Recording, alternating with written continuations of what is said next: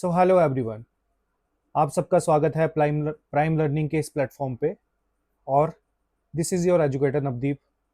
And आज के lecture में हम पढ़ेंगे solutions and their colligative properties. ये बायोकेमिस्ट्री का हमारी सीरीज का तीसरा लेक्चर है। चलिए शुरू करते हैं। तो सबसे पहले है properties of water. Properties of water में हमने एज ऑलरेडी डिस्कस किया था लास्ट लेक्चर में, प्रीवियस लेक्चर में, कि वाटर जो होता है, वाटर का मॉलिक्यूलर वेट कितना है? 18 H2O, 2 हाइड्रोजन का 2 और ऑक्सीजन का 16, तो 16 जमा 2 18 इसका मॉलिक्यूलर वेट है। अगर इसकी मोलैरिटी की बात करें तो प्योर वाटर की मोलैरिटी 55.55 मोलर होती है लगभग, ठीक है, 5-6 मोलर होती है। अगर हीट ऑफ वेपराइजेशन की बात करें तो वाटर का हीट ऑफ वेपराइजेशन है 540 कैलोरी पर ग्राम। तो हीट ऑफ वेपराइजेशन क्या होता है दोस्तों? Heat of vaporization is the amount of heat. ये वो अमाउंट है हीट का, ठीक है, जो एक मोल ऑफ सब्सटेंस को, एक मोल ऑफ लिक्विड को गैस में कन्वर्ट करने के लिए लगता है, ठीक है। और गैस में कन्वर्ट कब होगा लिक्विड? उसके बॉइलिंग पॉइंट पे। तो हीट ऑफ वेपराइजेशन की यानी कि heat, the amount of energy, the amount of heat required to convert 1 mole of solid into 1 mole of liquid into gas at its boiling temperature. Second है water की heat capacity. तो water की heat capacity है 1000 calorie पर ग्राम, ठीक है। Unit इसकी आप चेंज भी कर सकते हैं। तो हीट कैपेसिटी बेसिकली क्या है?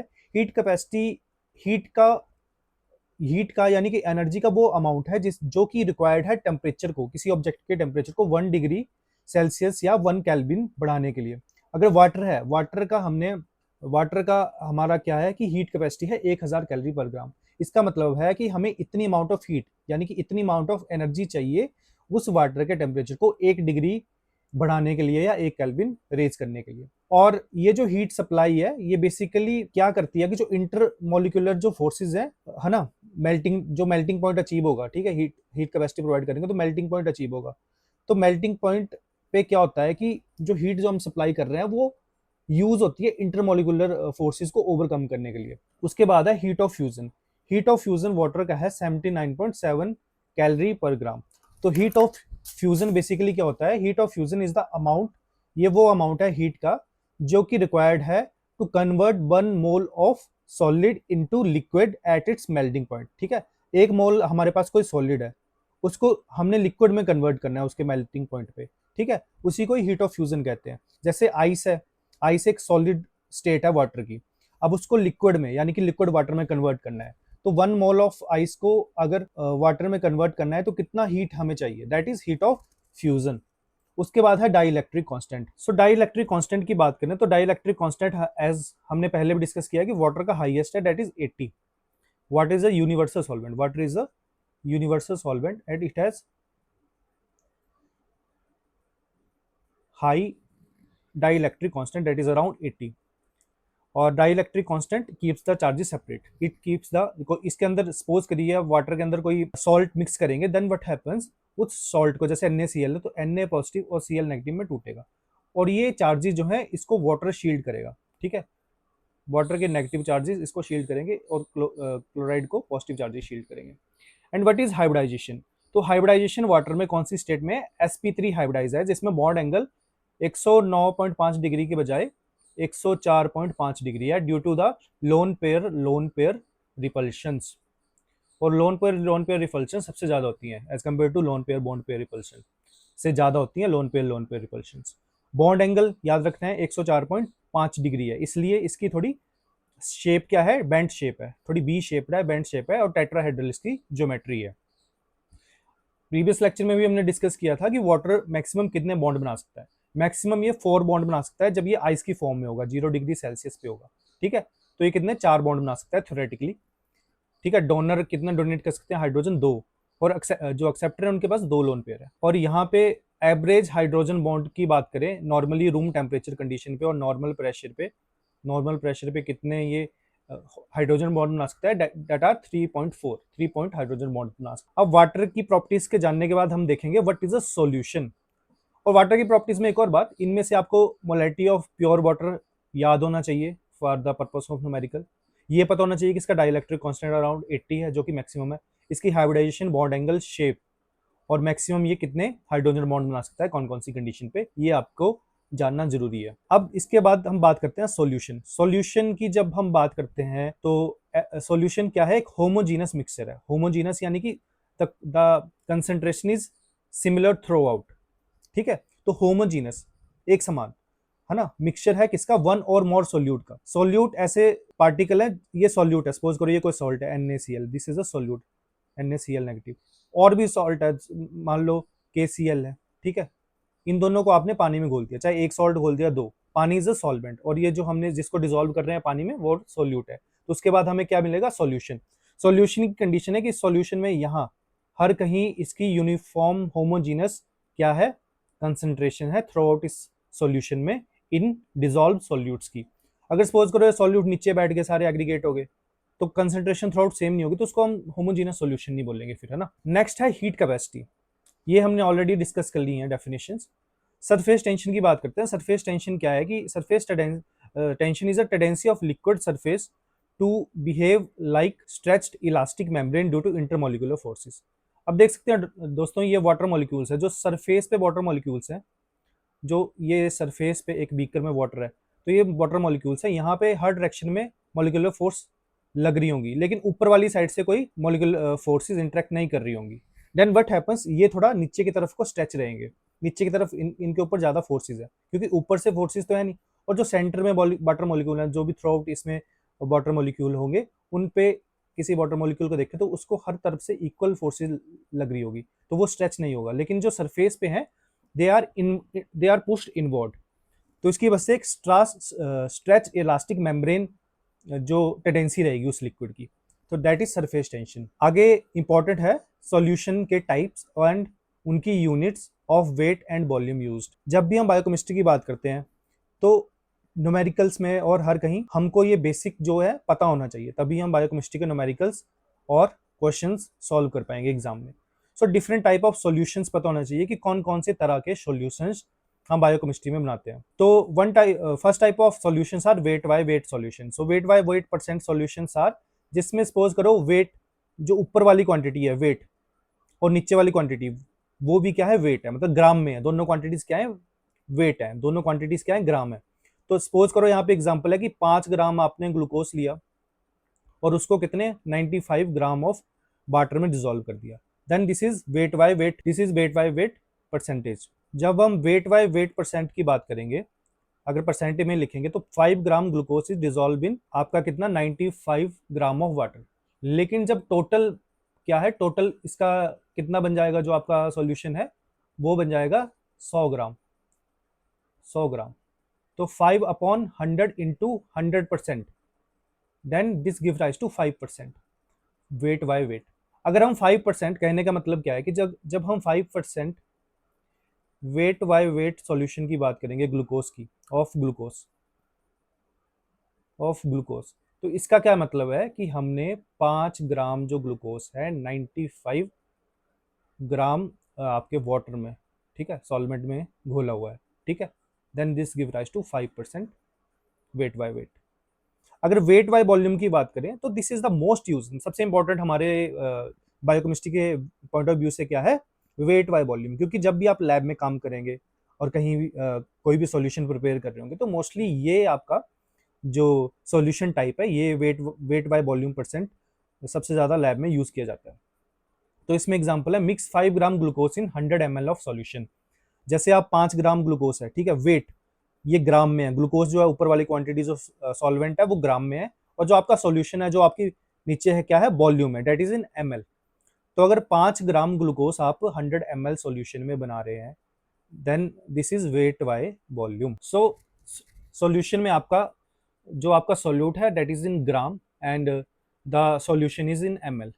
तो सपोज करो जो आपका मास है कितना है, वेट बाय वॉल्यूम परसेंट में जो आपका मास है डेट इज 5 ग्राम ग्लूकोज है, that is in how much, in 100 ml, that is in 100 ml multiply by 100%, जब परसेंटेज में लिखेंगे दैट इज 5%। कहने का मतलब क्या है कि अगर आप 5% कोई कहता है, अगर कोई कहता है कि 5% weight by volume glucose solution है, दैट मीन्स 5 ग्राम जो ग्लूकोज है हमने 100 ml में डाला हुआ है, ठीक है।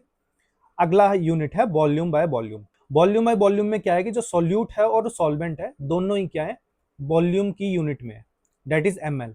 कहने का क्या मतलब है कि जैसे आपने 5 ml इथेनॉल है, 5 ml इथेनॉल है जो कि आपने डिसॉल्व किया है 95 ml वाटर में, तो ये आपका वॉल्यूम बाय वॉल्यूम परसेंट। अगर इसकी परसेंटेज निकालें, यहाँ ऊपर लिख देता हूँ, अगर इसकी परसेंटेज निकालें, सपोज करो 5 ग्राम ऑफ आपका ये इथेनॉल है, कोई भी सॉल्यूट है जो कि कम क्वांटिटी में होगा वो सॉल्यूट है, उसको डिसॉल्व कर रहे हैं हम 100। टोटल क्वांटिटी क्या बन गई दोस्तों, 95 प्लस 5। अब हमने टोटल क्वांटिटी ऑफ सॉल्यूशन की देखनी है, जो सॉल्यूशन बनेगा 5 सॉल्यूट डाल के और 95 जो आपका सॉल्वेंट डाल के 100 ml टोटल आपके पास क्या बन जाएगा, सॉल्यूशन बन जाएगा। तो इसको हम मल्टीप्लाई करेंगे 100% से, then what will we get, 5% volume by volume. अब 5% वॉल्यूम बाय वॉल्यूम कोई बात कर रहा है कि 5% वॉल्यूम बाय वॉल्यूम इथेनॉल का सॉल्यूशन है, that means 5 ml of ethanol is diluted in 95 ml of water. और ये मैक्सिमम यूज करते हैं जब भी हम डाइल्यूशंस बना रहे होते हैं, जैसे आप वर्किंग सॉल्यूशन है आपका, ठीक है, वो बनाते हैं, आप स्टॉक बना के रखते हैं, आप कोई भी बफर है, बफर को एज अ स्टॉक बना के रखते हैं, उसको हायर कंसंट्रेशन में बना के रखते हैं। जब भी उसको डाइल्यूट करते हैं लैब में, जब भी आपने यूज करना होता है तो उसकी डाइल्यूशन करते हैं, देन उसकी डाइल्यूशन के लिए वर्किंग सॉल्यूशन उसको कहते हैं। तो वो बनाने के लिए आप ये वॉल्यूम बाय वॉल्यूम वहां पे आप यूज करते हैं। और मेजरली क्या यूज करते हैं, वेट बाय वॉल्यूम। और वेट बाय वेट बहुत कम यूज होता है, ठीक है, बहुत कम देखने को मिलता है, क्योंकि इसमें फिर डेंसिटी का फैक्टर आ जाता है। अगर हम डेंसिटी मान ले तो यहाँ पे लिखा है डेंसिटी इज इक्वल टू 1, जो रो है, रो यानी कि डेंसिटी है वाटर की, डेट इज 1 ग्राम पर ml। वाटर की डेंसिटी क्या है, 1 ग्राम पर ml होती है। अब डेंसिटी हमें पता है, मास per unit volume is density, क्योंकि कोई चीज कितनी कितनी घनी है, कितनी विस्कस है, डेट इज डेंसिटी। अगर यहाँ पे डी की वैल्यू, यहाँ पे डेंसिटी की वैल्यू 1 होगी, देन मास क्या हो जाएगा, वॉल्यूम के बराबर हो जाएगा। किसके केस में, ओनली वाटर के केस में। जब हम water as a solvent use करते हैं, मैक्सिमम टाइम हम देखते हैं कि हम नॉर्मली बफर बना रहे हैं तो पानी में घुल रहे होते हैं, मॉलिक्यूलर बायोलॉजी का काम करते हैं तो वाटर में हम काफी चीजें डिसॉल्व कर रहे होते हैं। तो वाटर यूनिवर्सल सॉल्वेंट है, इसलिए हम वाटर के एग्जांपल ले रहे हैं। उसके केस में अगर वाटर की डेंसिटी 1 होती है, प्योर वाटर की, then H2O as a solvent use कर रहे हो तो उसका जो मास है वही उसके वॉल्यूम के बराबर हो जाएगा, ठीक है। यानी कि 1 ग्राम पर ml is the density of water, उसकी वजह से जो वाटर का मास है that is equal to its volume. For example कहने का क्या मतलब है, अगर 1 ml वाटर है, 1 ml वाटर है, that is equal to 1 gram of water, ठीक है, लगभग लगभग। यहाँ पे लिख देता हूँ 1 ग्राम अगर वाटर है, that is approximately equal to 1 ml, 1 ml of water. So इसी तरह से आप देख सकते हैं, जब किलोग्राम जो है, किलोग्राम यानी कि 10⁻³ उसको लीटर में कन्वर्ट करेंगे, देन ये यूनिट बराबर है। जब ग्राम की बात करेंगे then gram is equivalent to millilitre, millilitre, ठीक है, 10⁻³ microlitre 10⁻⁶ and nanolitre. Micro milligram is equal to microlitre, और माइक्रोग्राम की जब बात करें that is equal to nanolitre. Next हमारे पास क्वेश्चन है, calculate weight by weight percent if 20 gram of glucose in 180 gram of water dissolve. Weight by weight की volume बात हो रही है, तो जो हमारा सॉल्यूट है जो कि कम कॉन्सेंट्रेशन में है 20 ग्राम ग्लूकोज, और 180 ग्राम हमारा क्या है, सॉल्वेंट है, उसको कैलकुलेट करना है वेट बाय वेट परसेंटेज में। तो टोटल सॉल्यूशन की बात करते हैं, टोटल सॉल्यूशन कितना बनेगा, हमेशा टोटल की बात करते हैं, डिनोमिनेटर में टोटल रहेगा। तो टोटल बनेगा 20 ग्राम तो हमारा ग्लूकोज होगा, और 180 ग्राम हम उसमें वाटर डाल रहे हैं एज अ सॉल्वेंट, तो 200 ग्राम जो हमारा बाय वेट है वो हमारा टोटल सॉल्यूशन बनेगा। टोटल क्या बनेगा, सॉल्यूशन बनेगा।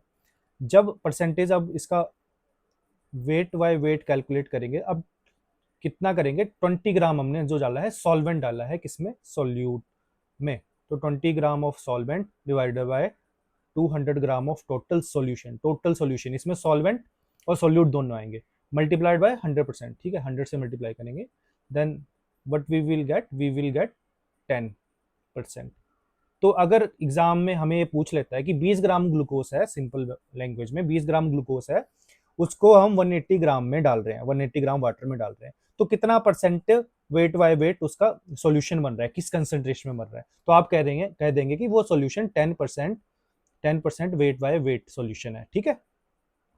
अगला क्वेश्चन है कि अगर आप 5 ग्राम ग्लूकोज जो है 100 ml सॉल्यूशन में डाल रहे हैं तो आपको क्या देखने को मिलेगा। पहली बात, जो आपका सॉल्वेंट, जो आपका सोल्यूट है, सोल्यूट आपका ग्राम में है, दैट इज वेट, और जो सॉल्वेंट है that is in ml, that is volume.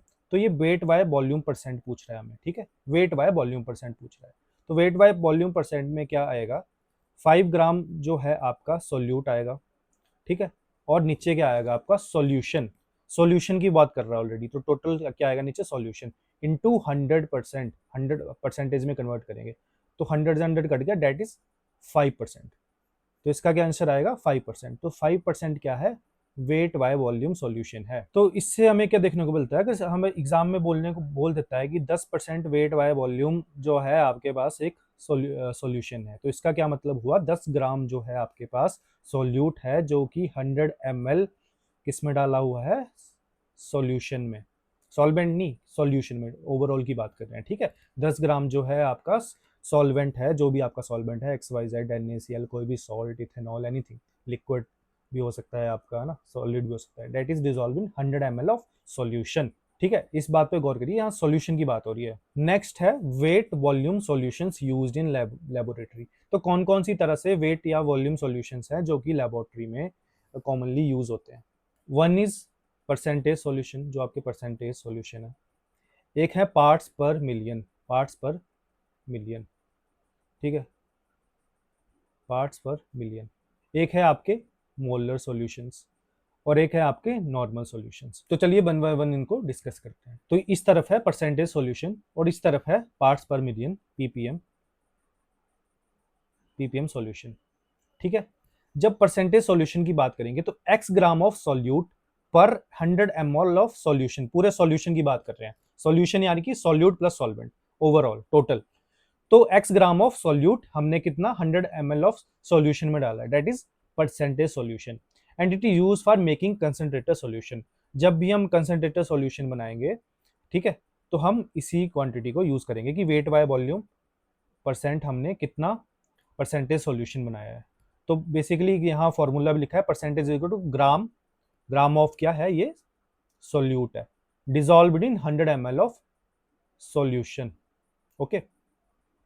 अगर 5% है then its mean 5 gram of solute is dissolve in 100 ml of solution. वहीं पार्ट्स पर मिलियन की बात कर रहे हैं, तो मिलियन में कितनी जीरो होती है, that is 10 raised to power 6। So parts पर million of solution is x milligram of solute, ठीक है, मिलीग्राम में सॉल्यूट की बात कर रहे हैं। सो x gram of solute, milligram of solute पर 1 लीटर ऑफ सॉल्यूशन। और इसको कैसे बोल सकते हैं और वे में, x milligram of solute in 1 million micro microlitre, okay, use for making dilute solution. और ये काफी ज्यादा जब डाइल्यूशन कर देते हैं तो वैसे सॉल्यूशंस बनाने में ये काम करता है। यहाँ पे है कन्वर्जन एग्जांपल, कन्वर्जन एग्जांपल में 500 ppm ग्लूकोज को कन्वर्ट किया है परसेंटेज में, और ये 380 ppm CO2 को कन्वर्ट किया है किसमें, परसेंटेज में। तो देख लेते हैं हम परसेंटेज टू ppm कैसे कन्वर्ट करते हैं, परसेंट टू ppm। तो 1% का मतलब क्या हुआ, 1/100, परसेंट का मतलब 100। सो दिस इज, अगर हम इसको इस फॉर्म में लिख लें, पावर की फॉर्म में, that is 10 raised to power -2। तो 1% इज 10 raised to power -2। और 1 ppm की बात करते हैं, यहाँ लिख लेते हैं 1 ppm। सो 1 ppm का मतलब क्या हुआ, 1/1 part in 10 raised to power 6 में। तो this comes to 10 raised to power -6। 1 ppm is equal to 10 raised to power -6। जब हम कन्वर्जन करेंगे परसेंटेज टू ppm, जब हम कन्वर्ट करेंगे तो क्या करेंगे, तब 1 ppm किसके बराबर हो जाएगा, 1 ppm जब आप इसको कन्वर्ट करेंगे, सॉरी, तो कैसे करेंगे, 10 raised to -2, ऊपर क्या आ जाएगा आपका, ऊपर क्या आ जाएगा, आपकी परसेंटेज ऑफ सॉल्यूशन आ जाएगा, और नीचे क्या आ जाएगा आपका, कितना ppm है। तो कन्वर्जन यूनिट जो आपका आ जाएगा 10 raised to power -2 into -6, that comes to your 10 raised to power 4, ठीक है। तो इसीलिए हम यहाँ पे जो कन्वर्ट कर रहे हैं 500 ppm ग्लूकोज को, तो 500 ppm ग्लूकोज को कैसे कन्वर्ट कर रहे हैं परसेंटेज में, अगर 500 ppm है तो इसको हम डिवाइड कर रहे हैं 10⁻⁴ से, यानी कि 10 के आगे 4 जीरो। This comes to 0.05%। और जब 380 ppm को कन्वर्ट कर रहे हैं CO2 को, जो हमारे एटमॉस्फेयर में कितना ppm CO2 है, लगभग 380 ppm, तो जब उसको कन्वर्ट कर रहे हैं तो 380 डिवाइडेड बाय 10⁻⁴, यानी कि 380 इंटू 10⁻⁻⁴, डेट कम्स टू 0.038। तो बेसिकली आपको क्या याद रखना है कन्वर्जन के लिए, आपको ppm और परसेंटेज कन्वर्जन के लिए याद रखना है, जब भी आप परसेंटेज से ppm कन्वर्ट करेंगे तब मल्टीप्लाई होगा 10⁻⁴ के फैक्टर से, और जब ppm से परसेंटेज में कन्वर्ट करेंगे देन डिवाइड होगा, तो 10⁻⁻⁴, या इसको 1/10⁻⁴ भी लिख सकते हैं, ठीक है। तो ये दो पॉइंट आपको याद रखने हैं। अगर आप परसेंटेज टू ppm कन्वर्ट कर रहे हैं, तो एग्जांपल मान लो कि आपके पास 0.05% है, तो उसको ppm में कन्वर्ट करना है। तो कैसे कन्वर्ट करना है, इसको कन्वर्ट करना है आपने, परसेंटेज का मतलब क्या हो गया, 0.05 है, 0.05 का मतलब हो गया 5 इंटू 10⁻⁻², 0.55/100, यानी कि 5 इंटू 10⁻⁻²। 10⁻⁻² इसको मल्टीप्लाई करना है आपको 10⁻⁴ से, जैसे कि हमने ऊपर देखा। देन हमारा आंसर क्या आ जाएगा, 500, 2 जीरो लग जाएंगे, तो 500 ppm हमारा बस आंसर आ जाएगा। जैसे हमारे पास एग्जांपल्स है, example of percentage and ppm wait by volume solution in lab. सबसे पहले हमारे पास एग्जांपल है, अगर 10% ग्लूकोज की प्रिपरेशन हम बना रहे हैं, 10% ग्लूकोज बना रहे हैं, तो कितना परसेंट बना रहे हैं, 10%। तो हमारा गोल क्या है कि प्रिपेयर 100 ml ऑफ 10% ग्लूकोज। तो 100 ml कैसे बनाएंगे 10% ग्लूकोज, तो कुछ नहीं करेंगे, हम 10 ग्राम ग्लूकोज को हम डाल देंगे 100 ml सॉल्यूशन में, तो क्या बन जाएगा हमारे पास 10%। बेसिकली अब अगर आप लैब कंडीशन में हैं और आप 10% ग्लूकोज बना रहे हैं, तो आप वाटर लेंगे, आपको पता है टोटल सॉल्यूशन 100 ml बनना चाहिए, तो आप क्या करेंगे, लगभग 80-90 मिलीलीटर आप वाटर ले लेंगे। उस वाटर में आप ग्लूकोज वे करके 10 ग्राम उसमें डाल देंगे। फिर उस वॉल्यूमेट्रिक फ्लास्क में आप वॉल्यूम मेकअप करेंगे, तो कितना वॉल्यूम मेकअप करेंगे, 100 ml तक, ताकि आपका टोटल सॉल्यूशन 100 बन जाए। अगर सपोज करो आप उस वॉल्यूमेट्रिक फ्लास्क में 100 ml वाटर पहले ले लेते हो, उसमें 10 ग्राम ग्लूकोज डाल देते हो, तो वो आपका 10% ग्लूकोज कंसंट्रेशन नहीं बनेगी, वो 10% से कम हो जाएगी, ठीक है, 9 पॉइंट समथिंग हो जाएगी। तो आपने हमेशा वॉल्यूम मेकअप करना होता है जब आप percentage wait by volume solutions बना रहे होते हैं। आगे है हमारे पास दूसरा एग्जांपल है, इसी में हमारा गोल है to prepare 20 ml of 10% glucose. तो 20 ml ऑफ 10% ग्लूकोज कैसे बनाएंगे, तो बेसिकली आप इस लॉजिक से देख सकते हैं कि 100 ml में आपका 10 ग्राम है, तो 1 ml में कितना होगा, 10/100, ठीक है, 10/100। तो 20 ml में कितना होगा, तो मल्टीप्लाइड बाय 20, 10/100, 20 मल्टीप्लाई बाय 10/100, तो ये आपका कितना आ जाएगा, ये 2 ग्राम आ जाएगा। तो 2 ग्राम आपको ग्लूकोज डालना पड़ेगा इन 20 ml, तो आपकी कंसंट्रेशन 10% बनेगी। सेकंड है 10 ppm ग्लूकोज प्रिपरेशन। अब 10 ppm पार्ट्स पर मिलियन ग्लूकोज की प्रिपरेशन कर रहे हैं, तो कैसे करेंगे, हमारा गोल है, हमारा क्वेश्चन है कि 500 ml हमने टोटल वॉल्यूम कितना बनाना है, 500 ml ऑफ 10 ppm ग्लूकोज। तो इसका मतलब हुआ 10 मिलीग्राम इन 1 लीटर, जैसे हमने पीछे पढ़ा कि मिलीग्राम इन 1 लीटर, तो 10 मिलीग्राम डाल देंगे हम 1 लीटर में, दैट इज 10 ppm। सो तो पार्ट्स पर मिलियन में 10 मिलीग्राम इन 1 लीटर। तो अगर हमने 500 ml सॉल्यूशन बनाना है 10 ppm का, तो 1 लीटर से हम कितना आ रहे हैं, 0.5 लीटर। तो 10 mg जो हमारी कंसंट्रेशन है multiplied by volume, that is half litre, 0.5 litre. So हमारे पास कितना आएगा, 5 mg। तो 5 mg हम 500 ml में डाल देंगे। इसमें बेसिकली कैलकुलेट करने जैसा कुछ नहीं है। 500 ml मतलब ppm का क्या मतलब हुआ कि 1 mg in 1 liter is 1 ppm, 10 mg in 1 liter is 10 ppm। अगर 500 ml में बनाना है और 500 ml में बनाना है और 10 ppm ही बनाना है, देन क्वांटिटी हाफ हो जाएगी। अगर सॉल्वेंट की क्वांटिटी हाफ हो जाएगी, देन हमारा जो सोल्यूट है उसकी क्वांटिटी भी हाफ हो जाएगी। देन हमारे पास क्या आ जाएगा, 5 mg की 5 ppm की कंसंट्रेशन आ जाएगी। अगला है, ये क्वेश्चन है कि how much glucose is needed to prepare 100 ml of 50 ppm glucose. तो कैसे सॉल्व करेंगे, अगर 50 mg होता, 50 मिलीग्राम होता 1 लीटर में, तो ये हमारे पास 50 ppm होता। लेकिन हमारे पास अब वॉल्यूम क्या आ गया, 100 ml आ गया। 100 ml यानी कि 100 बटा 0 से 0 कट गया, देन 0.1 लीटर। सो 0.1 लीटर यानी कि 100 ml। तो 50 mg into 100 ml, 50 mg into 100 ml, ऊपर लिख देता हूँ थोड़ा, 50 mg इंटू 100 ml, तो हमारे पास कितना आ जाएगा, 5 mg। अगर हम 5 mg वो ग्लूकोज डालेंगे 100 ml में, तो हमारे पास 50 ppm का ग्लूकोज 50 ppm का ग्लूकोज कंसंट्रेशन बन जाएगी। तो यही पूछा है ना कि how much glucose is needed to prepare 100 ml of 50 ppm। So we have to add 5 mg of glucose in 100 ml to make the 50 ppm glucose solution. और अगर हमको 1 लीटर में बनाना है तो 50 mg। मोल कॉन्सेप्ट की बात करें तो मोल कॉन्सेप्ट जो है सबसे बहुत इंपॉर्टेंट कॉन्सेप्ट है मोल कॉन्सेप्ट। सो मोल कॉन्सेप्ट के according 1 mole of any substance, कोई भी सब्सटेंस है, ठीक है, कोई भी सब्सटेंस है, अगर उसका 1 मोल जो होगा किसके बराबर होगा, एवोगाड्रो नंबर के बराबर। So Avogadro number is 6.022 into 10⁻23 particles. So कोई भी सब्सटेंस है, अगर उसका आप 1 मोल उठा लोगे ना, तो उसमें कितने पार्टिकल्स होंगे, 6.022 इंटू 10⁻23 पार्टिकल्स। ठीक है, और इसी नंबर को क्या कहते हैं, एवोगाड्रो नंबर कहते हैं। लाइक यहाँ पे इस पिक्चर में बताया है कि द स्केल ऑफ काउंटिंग, एक डजन में कितने बनाना आते हैं जी, 12 केले आते हैं। एक दर्जन में कितने केले आते हैं, 12 केले आते हैं। वैसे ही 1 मोल में कितने पार्टिकल्स आते हैं, या कितने मॉलिक्यूल्स आते हैं, कितने आइटम्स आती हैं, कुछ भी एक्स वाई जेड, मतलब एक मॉलिक्यूल में कितने पार्टिकल्स, कितने मॉलिक्यूल, कितने आइटम्स आते हैं, that is equal to Avogadro number 6.023 into 10⁻23।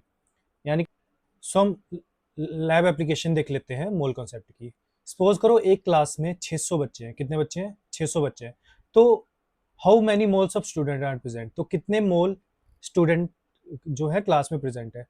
मतलब ये वही बात होगी कि हमारे पास 1 दर्जन केले हैं, 1 दर्जन केले मतलब हमारे पास 1 दर्जन केले हैं तो 12 केले हैं। अगर हमारे पास 20 केले हैं तो हमारे पास कितने दर्जन ऑफ केले हैं, यानी कि कितने मोल ऑफ केले हैं। तो then what we will do, we will divide the 20 number of bananas by 1 dozen, that is 12। तो उसी तरह से 600 बच्चे हैं और 600 बच्चों को हम डिवाइड करेंगे एवोगाड्रो नंबर से, ठीक है, 6.02223 इंटू 10⁻23। तो ये हमारे पास number of moles of student आ जाएंगे। तो ये आपका इक्विवेलेंट आ जाएगा, अगर इसको राउंड ऑफ करके 6 इंटू 10⁻3 लेते हैं, देन 6 ये 100 आ गया, 100 इंटू 10⁻23 और 10⁻⁻23 एंड 10⁻2 इंटू 10⁻⁻23, तो ये आपका आ जाएगा 1 इंटू 10⁻⁻21। तो ये आपके पास आंसर आ जाएगा। और नंबर ऑफ मोल्स, अगर सिंपल मैथमेटिकल फॉर्म में बात करें तो number of moles are the mass of the substance in gram divided by molar mass in unit gram per mole. अगला हमारे पास कंसेप्ट है inter conversion of moles and gram. अब मोल्स को ग्राम में कन्वर्ट करना है और ग्राम को मोल्स में कन्वर्ट करना है, तो किस तरह से करना है। तो मोलिकुलर वेट रेफरेंस, यहाँ पे देखो NaOH है, तो NaOH जो है आपके पास, उसका मोलिकुलर वेट कितना होता है, 40 डाल्टन, यानी कि 40 ग्राम पर मोल या 40 डाल्टन जो है आपका NaOH का मोलिकुलर वेट है। तो एक 40 ग्राम NaOH हमारे पास है, तो उसमें कितने होंगे, 1 मोल होंगे, यानी कि गिवन मास क्या है, 40 ग्राम हमें कैलकुलेट करने को बोल रहा है। और मॉलिक्यूलर मास क्या है, गिवन मास है 40 और मॉलिक्यूलर मास है 40 ग्राम पर मोल। तो ये हमारे पास क्या आ जाएगा, ये हमारे पास 1 आ जाएगा। अगर हम एलानीन का मॉलिक्यूलर वेट क्या है, 89 डाल्टन है, तो 89 ग्राम एलानीन जो होगा वो क्या होगा, 1 मोल रिप्रेजेंट करेगा, ठीक है।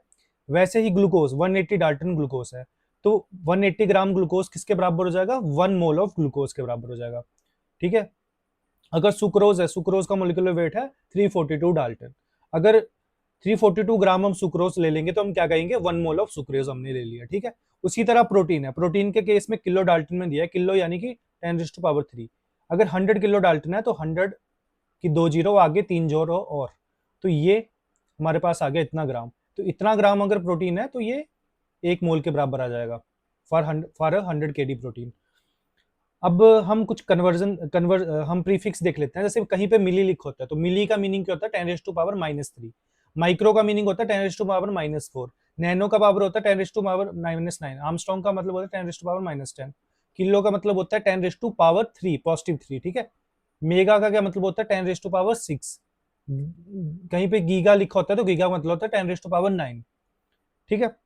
अब देखो कन्वर्जन कैसे काम करता है। अगर मोल को हमने ग्राम को मोल में कन्वर्ट करना है और मोल को ग्राम में कन्वर्ट करना है तो कैसे करेंगे। सपोज करो हमारे पास यहाँ पे दिया गया है 1.8 ग्राम ग्लूकोज है, तो ग्लूकोज का मोलिकुलर वेट कितना है, 180 डाल्टन, 180। तो जो गिवन मास है that is 1.8, given mass divided by molecular mass that is 180। अगर यहाँ का इसको डेसिमल को हटा देते हैं तो नीचे आ जाएगा 0, 18/1800, ठीक है। 1 का 18 तो ये कितना आएगा, 1/100। 1/100 इज 0.01 लिख सकते हैं। तो 0.01 क्या आ गया इसका, जब ग्राम से मोल में कन्वर्ट किया तो 0.01 मोल। अगर एक 1.8 ग्राम ऑफ ग्लूकोज है 0.01 मोल्स। अगर इस मोल को कन्वर्ट करना है, अब 0.01 मोल है, अगर इसको अगेन फिर से हमने कन्वर्ट करना है ग्राम में तो हम क्या करेंगे, 0.1 मोल को मल्टीप्लाई कर देंगे, डिवाइड नहीं करेंगे, मल्टीप्लाई कर देंगे, ठीक है। इसी इक्वेशन को हमने ऊपर वाली को रीअरेंज किया, ऊपर वाले फॉर्मूला को रीअरेंज किया, given mass upon molecular mass, ठीक है, नंबर ऑफ मोल्स। तो ये ऊपर जाके क्या आ गया, डिवाइड आ गया। तो क्या बन गया ये 0.1 इंटू 180, तो मोल्स इंटू इसका मॉलिक्यूलर वेट, तो हमारे पास कितना आ गया, इसका 18 ग्राम आ गया।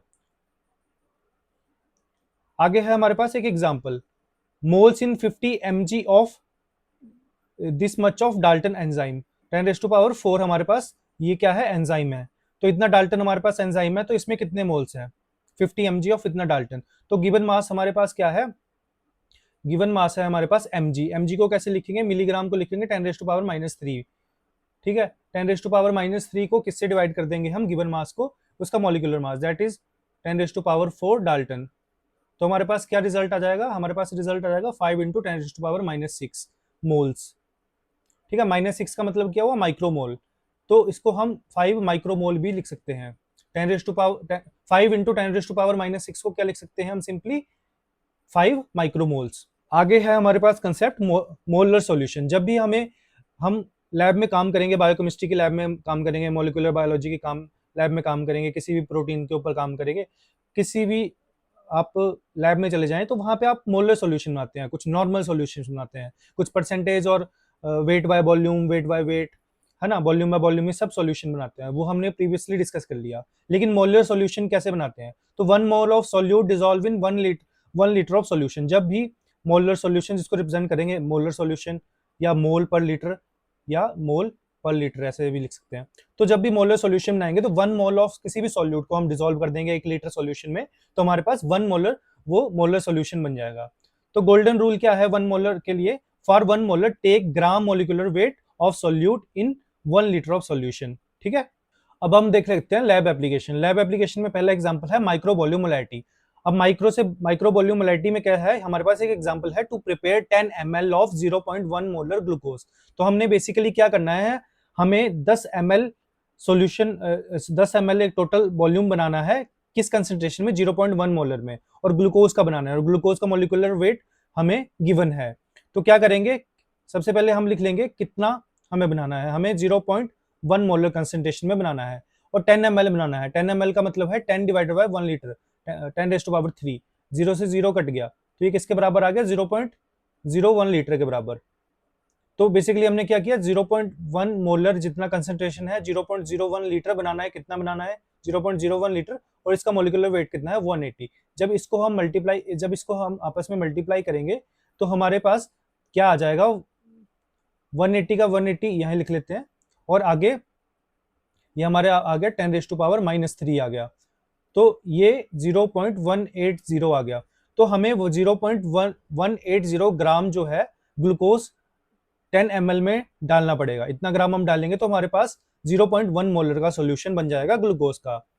नेक्स्ट है हमारे पास मिली मोलर प्रिपरेशन। मिली मोलर प्रिपरेशन में हमारे पास एग्जांपल है 100 ml of 10 millimolar sucrose. 10 millimolar of sucrose का बनाना है। सुक्रोज का मोलिकुलर वेट हमें 342 गिवन है। तो इसमें क्या करेंगे, हमें कितना बनाना है, 100 ml बनाना है। 100 ml यानी कि 100 डिवाइडेड, 100 ml का मतलब है 100 डिवाइडेड बाई 1 लीटर। ठीक है, कितना बनाना है, 10 मिलीमोलर। 10 मिलीमोलर, मिलीमोलर में बात आ गई तो 10⁻⁻³ और मोलिकुलर वेट कितना है, 342। जब हम इसको कैलकुलेट करेंगे, ये 2 जीरो से 2 जीरो यहाँ पे कट हो गया तो ये 0.1 आ गया। 0.1 इंटू 10⁻³ इंटू 342, तो हमारे पास क्या आंसर आ जाता है, 0.342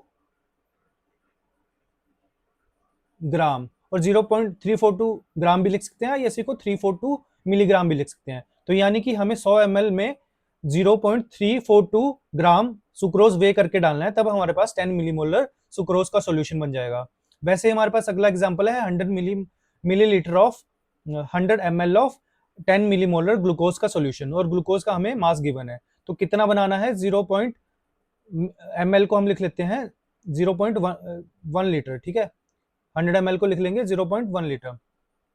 आगे मल्टीप्लाई कर देंगे इसको गिवन मास से, जो हम इसका मोलिकुलर मास हमें गिवन है, मोलिकुलर वेट गिवन है 180 से, और मल्टीप्लाई बाई हमें कितना क्वांटिटी में बनाना है, 10 मिलीमोलर। 10 मिलीमोलर यानी कि 10⁻⁻3। जब इसको कैलकुलेट करेंगे तो 0.18 ग्राम हमारे पास आंसर आ जाएगा। तो हमें 0.18 ग्राम जो ग्लूकोज है उसको 100 ml में डालना है, तब हमारे पास 10 मिलीमोलर ग्लूकोज का सोल्यूशन बन जाएगा। उसके बाद है प्रोटीन की मोलैरिटी। अब किसी प्रोटीन के बारे में पूछा जाए तो हम प्रोटीन की कैसे करेंगे, तो प्रोटीन में हमें मोलिकुलर जो उसका वेट है वो डाल्टन में दिया रहता है। तो मोलैरिटी ऑफ 1 मिलीग्राम पर ml प्रोटीन की बनानी है हमें, और उस प्रोटीन का, किसी पर्टिकुलर प्रोटीन की हमें मोलिकुलर वेट भी गिवन है, दैट इज 10 kd। तो 10 kd into 10 into kilo Dalton. Given हमारे पास क्या है कि 1 mg 1 ml में है, तो इसका कहने का क्या मतलब हुआ, 1000 mg। अगर 1 mg 1 ml में है तो हम ml की क्वांटिटी को अगर 1 लीटर कर दें, मतलब कि 1000 ml कर दें, तो ये 1 mg से ये भी 1000 mg हो जाएगा। और 1000 mg आपको पता है 1 ग्राम के बराबर होता है, और 1000 ml आपको पता है 1 लीटर होता है, तो 1 ग्राम पर लीटर। यानी कि जो यहाँ पे 1 mg पर ml लिखा है, इसका मतलब 1 ग्राम पर ml भी है। तो अब मोलिकुलर वेट हमें गिवन है, मोलिकुलर वेट हमें प्रोटीन का दिया गया है 10 kd, that is 10 multiply by 1000। तो इतना मोलिकुलर वेट उस प्रोटीन का है। तो कैसे इसको कैलकुलेट कर रहे हैं, solute this much of solute in 1 litre, तो ये 1 मोलर बन जाएगा। अगर 1 ग्राम के लिए कैलकुलेट करेंगे तो 1 divided by this much of जो आपका प्रोटीन का मास है, तो हमारे पास क्या आ जाएगा, 10⁻⁻⁴ मोलर इसका आंसर आ जाएगा। और 10⁻⁴ जो है हमारे पास क्या है, 100 माइक्रो मोलर भी लिख सकते हैं इसको, या 0.1 मिलीमोलर भी लिख सकते हैं। नेक्स्ट कॉन्सेप्ट है हमारे पास नॉर्मल सॉल्यूशन। तो नॉर्मल सॉल्यूशन क्या होते हैं, these are charge based concentration. ठीक है, तो नॉर्मल सॉल्यूशन, हम नॉर्मेलिटी में जब हम बात करते हैं तो हम किसी ऐसे कंपाउंड्स को डिसॉल्व, ऐसे सॉल्यूट को डिसॉल्व करते हैं सॉल्वेंट में, जो कि सॉल्वेंट में डिसॉल्व होने के बाद डिसोशिएट करते हैं डिफरेंट उसमें चार्जेस में। तो और इसको देख लेते हैं कि ये चार्ज बेस्ड कंसंट्रेशन है, क्योंकि चार्ज के ऊपर जो है कंसंट्रेशन डिपेंड करती है। डेफिनेशन क्या है, it is specifically used for acid के केस में, बेस के केस में, या जो आपके सॉल्ट्स हैं उनके केस में, जो आयनिक सब्सटेंस है, जो सॉल्ट्स हैं उनके केस में नॉर्मल सॉल्यूशंस बनाए जाते हैं। तो अमाउंट ऑफ सोल्यूट इन ग्राम। सो हम लैब एप्लीकेशन देख रहे थे, तो लैब एप्लीकेशंस में हम कैसे इजी एग्जांपल से समझ सकते हैं। सपोज करो किसी क्लास में 600 स्टूडेंट हैं, तो 600 स्टूडेंट हैं और उसमें पूछा है कि कितने मोल्स ऑफ स्टूडेंट जो हैं क्लास में प्रेजेंट हैं।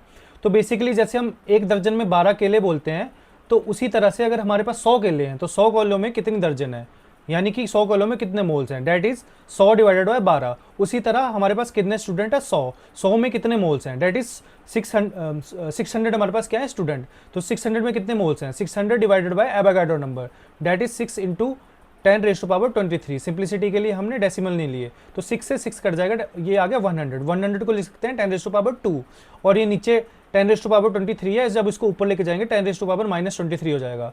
जब 10⁻−23 से 2 माइनस कर देंगे, ये पॉजिटिव है, नेगेटिव है, इसको माइनस कर देंगे तो क्या हमारे पास क्या आ जाएगा 10⁻−21। तो 1 इंटू 10⁻−21 मोल्स आ जाएंगे। तो हम कह सकते हैं कि अगर एक क्लास में 600 स्टूडेंट हैं तो उस क्लास में 10⁻−21 मोल ऑफ स्टूडेंट्स प्रेजेंट हैं। और नंबर ऑफ मोल्स का सिंपल फॉर्मूला क्या है जो आप पढ़ते आ रहे हैं आज तक, that is mass of substance, that is a mass of substance divide by molar mass in gram per mole. इसके बाद हम देखेंगे inter conversion of moles and gram, कि ग्राम और मोल्स को कैसे इंटर कन्वर्ट करते हैं। तो मोलिकुलर मास यानी मोलिकुलर वेट यानी कि MW जो रेफरेंस के लिए यहाँ दिया गया है, जैसे NaOH का मोलिकुलर वेट है 40 डाल्टन, तो 40 डाल्टन जो है यानी कि 40 ग्राम, अगर हमारे पास NaOH है 40 ग्राम हमारे पास NaOH है, तो उसके वो क्या है, एक मोल को रिप्रेजेंट कर रहा है। तो 40 gram of NaOH is equal to 1 mole of NaOH। अगर कोई एलानीन है, एलानीन अमीनो एसिड का मोलिकुलर वेट होता है 89 डाल्टन, तो अगर हमारे पास 89 ग्राम ऑफ एलानीन है, that is representing 1 mole of alanine, यानी कि 89 ग्राम एलानीन में 1 मोल प्रेजेंट है। वैसे ही ग्लूकोज है 180 डाल्टन यानी कि 180 ग्राम ग्लूकोज में 1 मोल है। वैसे सुक्रोज का मोलिकुलर वेट क्या है 342, तो 342 gram of sucrose is equal to 1 mole. Protein है, अगर प्रोटीन 100 किलो डाल्टन का है, किलो मतलब 100 इंटू उसके बाद 3 जीरो, एक के बाद 3 जीरो, तो 1000, तो ये कितना आ गया 10, इतना आ गया। तो दिस मच ऑफ डाल्टन और this much of gram of protein is equal to 1 mole. आगे है कुछ प्रीफिक्स जो हमें पता होना चाहिए कैलकुलेशंस के लिए। अगर कहीं पे मिली लिखा है तो मिली का मतलब होता है 10⁻⁻3, या इसको 1 एक के आगे 3 जीरो ऐसे लिख सकते हैं। वैसे ही माइक्रो है, माइक्रो का मीनिंग होता है 10⁻6। नैनो का मतलब होता है 10⁻9। आर्मस्ट्रॉन्ग का मतलब होता है 10⁻10। किलो का मतलब होता है 10⁻+3। मेगा का मतलब होता है 10⁻6, और गीगा का मतलब होता है 10⁻9।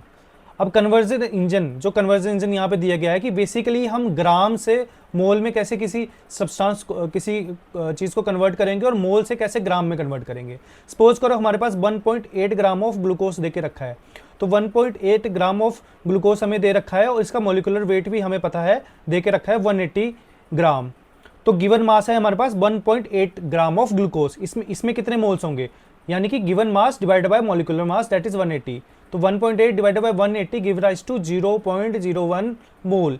तो 1.8 ग्राम जो ग्लूकोज है, 1.8 ग्राम ऑफ ग्लूकोज है, उसमें 0.01 मोल्स पाए जाते हैं।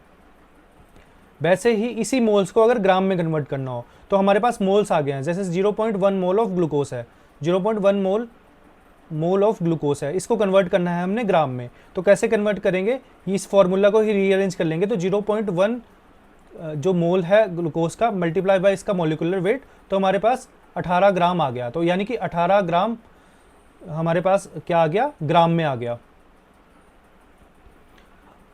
आगे है एक और example, take moles in 50 mg। Task है हमारे पास दिया हुआ कि हमें पता करना है कि कितने मोल्स हैं इन 50 mg ऑफ 1 10 100 1000 10,000 डाल्टन एंजाइम, है ना। 10⁴ 10⁴ डाल्टन का हमारे पास एक एंजाइम है, उसमें 50 mg एंजाइम वो गिवन मास है, तो उसमें कितने मोल्स हैं। तो गिवन मास जो है 50 mg है, mg यानी मिलीग्राम। तो क्या करेंगे हम 50 को मल्टीप्लाई कर देंगे मिलीग्राम यानी कि 10⁻³ ग्राम। तो 50 इंटू 10⁻³ ग्राम ये हमारे पास है गिवन मास। और मोलिकुलर मास कितना है इसका 10⁴ डाल्टन यानी कि 10,000। तो हमारे इसको सॉल्व करके हमारे पास क्या आ जाएगा 5 इंटू 10⁻6 मोल्स आ जाएंगे। अगर 10⁻6 को हम क्या बोल सकते हैं, माइक्रोमोल भी बोल सकते हैं, तो 5 माइक्रोमोल। इसके आगे है मोलर सॉल्यूशन। तो मोलर सॉल्यूशन क्या होते हैं, तो मोलर सॉल्यूशन जो है, मोलर सॉल्यूशन का जब भी आप लैब में जाएंगे तो आपको बोल दिया जाएगा कि इतना मोलर सॉल्यूशन बनाओ, इस मोलर की मतलब बेसिकली इस कंसंट्रेशन में आप सॉल्यूशन प्रिपेयर करो। तो 1 मोल ऑफ सॉल्यूट, जब 1 मोल ऑफ सॉल्यूट को हम डिसॉल्व करते हैं सॉल्वेंट में, कितने सॉल्वेंट में, 1 लीटर ऑफ सॉल्वेंट में, यानी कि 1000 ml ऑफ सॉल्वेंट में 1 मोल को डिसॉल्व करते हैं, तो वो हमारे पास क्या बन जाता है, 1 मोल बन जाता है। जैसे आपको पता है आपके पास है NaCl, NaCl जो का जो मोलिकुलर वेट है, ठीक है, उतना मोलिकुलर वेट जो है उसको हम डिसॉल्व कर देंगे 1 लीटर में, तो हमारे पास उतना नंबर, तो 1 मोल हमारे पास उस NaCl का सॉल्यूशन बन जाएगा। इसको रिप्रेजेंट कर सकते हैं मोलर सॉल्यूशन कैपिटल M से या मोल पर लीटर से, ठीक है, या मोल ऐसे पर लीटर भी लिख सकते हैं। तो इसमें क्या है, फॉर 1 मोलर, सेम ऊपर वाली बात है कि 1 मोलर सॉल्यूशन प्रिपेयर करने के लिए उसको ग्राम मोलिकुलर वेट लो उस केमिकल स्पीसीज का, और उसको सॉल्यूट में 1 लीटर सॉल्यूशन में डिसॉल्व करके 1 लीटर सॉल्यूशन बनाओ। टोटल जो वॉल्यूम बनेगा इसमें वॉल्यूम मेकअप करके जो टोटल वॉल्यूम बनेगा वो 1 लीटर बनेगा। आगे है हमारे पास इसी की लेबोरेटरी एप्लीकेशंस। तो चलो इसको समझते हैं कि इसी एक्सप्रेशंस को हम लेबोरेटरी में किस तरह से यूज़ करते हैं। तो पहले तो हमने एक्सप्रेशन देखा था C1V1 का कि किसी स्टॉक सॉल्यूशन से हम वर्किंग सॉल्यूशन बना रहे हैं। तो इसमें हमारा गोल क्या है कि एग्जांपल प्रॉब्लम है कि हमें प्रिपेयर करना है 100 ml ऑफ 5 मिली मोलर, यानी कि 5 इंटू मिली मोलर की बात कर रहे हैं, माइक्रो मोलर की नहीं, मिली मोलर की, 10⁻⁻³ है ना, ऑफ ग्लूकोज सॉल्यूशन प्रिपेयर करना है फ्रॉम अ स्टॉक सॉल्यूशन। हमारे पास एक स्टॉक सॉल्यूशन दिया है जो कि कंसंट्रेटर रहता है, having a concentration, stock solution की कंसंट्रेशन क्या है, 0.5 मोलर, ठीक है। तो वेरिएबल्स क्या है हमारे पास, C1 हमारे पास जो कंसंट्रेशन है हमारे पास स्टॉक सॉल्यूशन की 0.5 मोलर है, ठीक है। C2 क्या है जो हमें वर्किंग सॉल्यूशन की बनानी है, वो हमें बनानी है 5 इंटू 10⁻³ मोलर, यानी कि 5 मिली मोलर, यानी कि 5 मिली मोलर। वॉल्यूम 2 जो है जो हमें वर्किंग सॉल्यूशन की बनानी है वो आफ्टर डाइल्यूशन, वो हमें बनानी है 100 ml। और V1 क्या है कि हमें कितना स्टॉक सॉल्यूशन लेना है इस डाइल्यूशन को बनाने के लिए, तो ये हमें फाइंड करना है। तो C1V1 is equal to C2V2, value put कर देंगे, C1 इज 0.5, V1 जो अननोन है जो हमें फाइंड करना है, और आगे concentration of working solution multiply by volume of this working solution कितना चाहिए। तो B1 आ जाएगा इस साइड, तो और ये चला जाएगा नीचे डिवाइड में 0.5, तो हमारे पास डिवाइडेड बाय 0.5 है यहाँ पे, तो हमारे पास V1 आ जाएगा 1 ml। तो बेसिकली हमें क्या करना है, 1 ml of 0.5 molar stock solution लेना है ग्लूकोज का, और उसको 99 ml ऑफ वाटर में, ठीक है, 99 ml ऑफ वाटर में ऐड करना है, ताकि 100 ml ऑफ कितना, 100 ml ऑफ 5 मोलर ग्लूकोज बन जाए working solution. Calculating extreme dilution, अब देखो कई बार हमें इस तरह से भी कैलकुलेट करना रहता है कि एग्जांपल प्रॉब्लम है कि what will be the final concentration of the solute, कि सॉल्यूट की फाइनल कंसंट्रेशन क्या होगी। देखो इस बात पे गौर करो कि हमें फाइनल कंसंट्रेशन सॉल्यूट की निकालनी है इस बार। व्हेन द 10 ml, हमें ये बता दिया गया है कि हमने 10 ml लिया है, हमें यानी कि बेसिकली B1 बता दिया गया है कि हमने 10 ml लिया है स्टॉक सॉल्यूशन का, स्टॉक सॉल्यूशन की कंसंट्रेशन भी C1 10 मोलर ली है, और फाइनल वॉल्यूम जो है B2 वर्किंग सॉल्यूशन की 990 ml बनाई है। तो इसमें क्या करेंगे, टोटल वॉल्यूम देखेंगे, तो V1 B2 को हम जब ऐड करेंगे तो टोटल वॉल्यूम हम 1000 ml बना रहे हैं, ठीक है, 1 लीटर बना रहे हैं। तो C1V1 और C2V2 का एक्सप्रेशन इक्वल टू C2V2 का एक्सप्रेशन यूज करके हम पुट कर देंगे जस्ट वैल्यू। तो C1 हमारे पास है 10 और V1 भी हमारे पास है 10 मिलीलीटर। अभी हम इसको लीटर में कन्वर्ट नहीं करते, इसको मिलीलीटर में रख देते हैं, और C2 जो है यहाँ पे हमें C2 फाइंड करना है, और डिवाइडेड बाय 1 लीटर यानी कि 1000 ml, इसको भी ml में रहने देते हैं। तो C2 इस तरफ आ जाएगा, तो 100 डिवाइडेड बाय 1000, 100 डिवाइडेड बाय 1000, तो हमारे पास क्या बच जाएगा, ये C2 is equal to 1/10, 1/10 is equal to, इसको 10⁻⁻1 लिख सकते हैं, या इसको 0.1 मोलर भी लिख सकते हैं। तो C2 जो है वो 1 मोलर है, यानी कि जो फाइनल कंसंट्रेशन होगी सॉल्यूट की वो 0.1 मोलर होगी।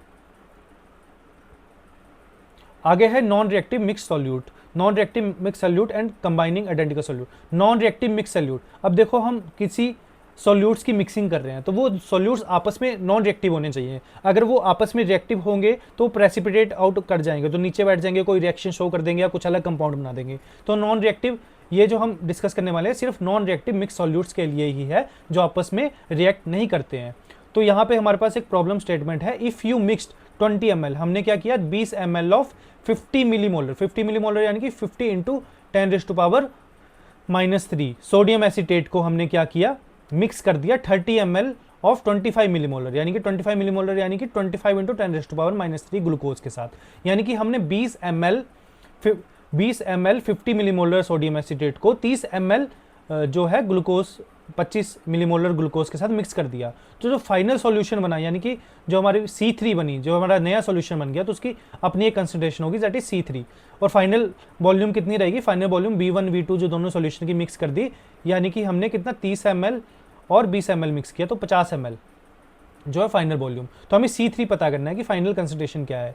तो देखो सोडियम एसीटेट है, सोडियम एसीटेट की हमने इंडिविजुअली कैसे कैलकुलेट करेंगे?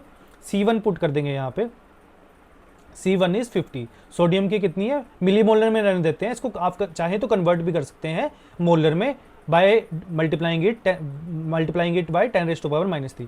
तो यहाँ मिलीमोलर में रहने देते हैं। 50 मिलीमोलर इंटू 20 क्या है इसका वॉल्यूम, आपने जो B1 है जो इसका वॉल्यूम लिया, और C2 is equal to C2 and B2। C2 हम फाइंड कर रहे हैं कंसंट्रेशन फाइनल सॉल्यूशन में इसकी कितनी है सोडियम एसीटेट की।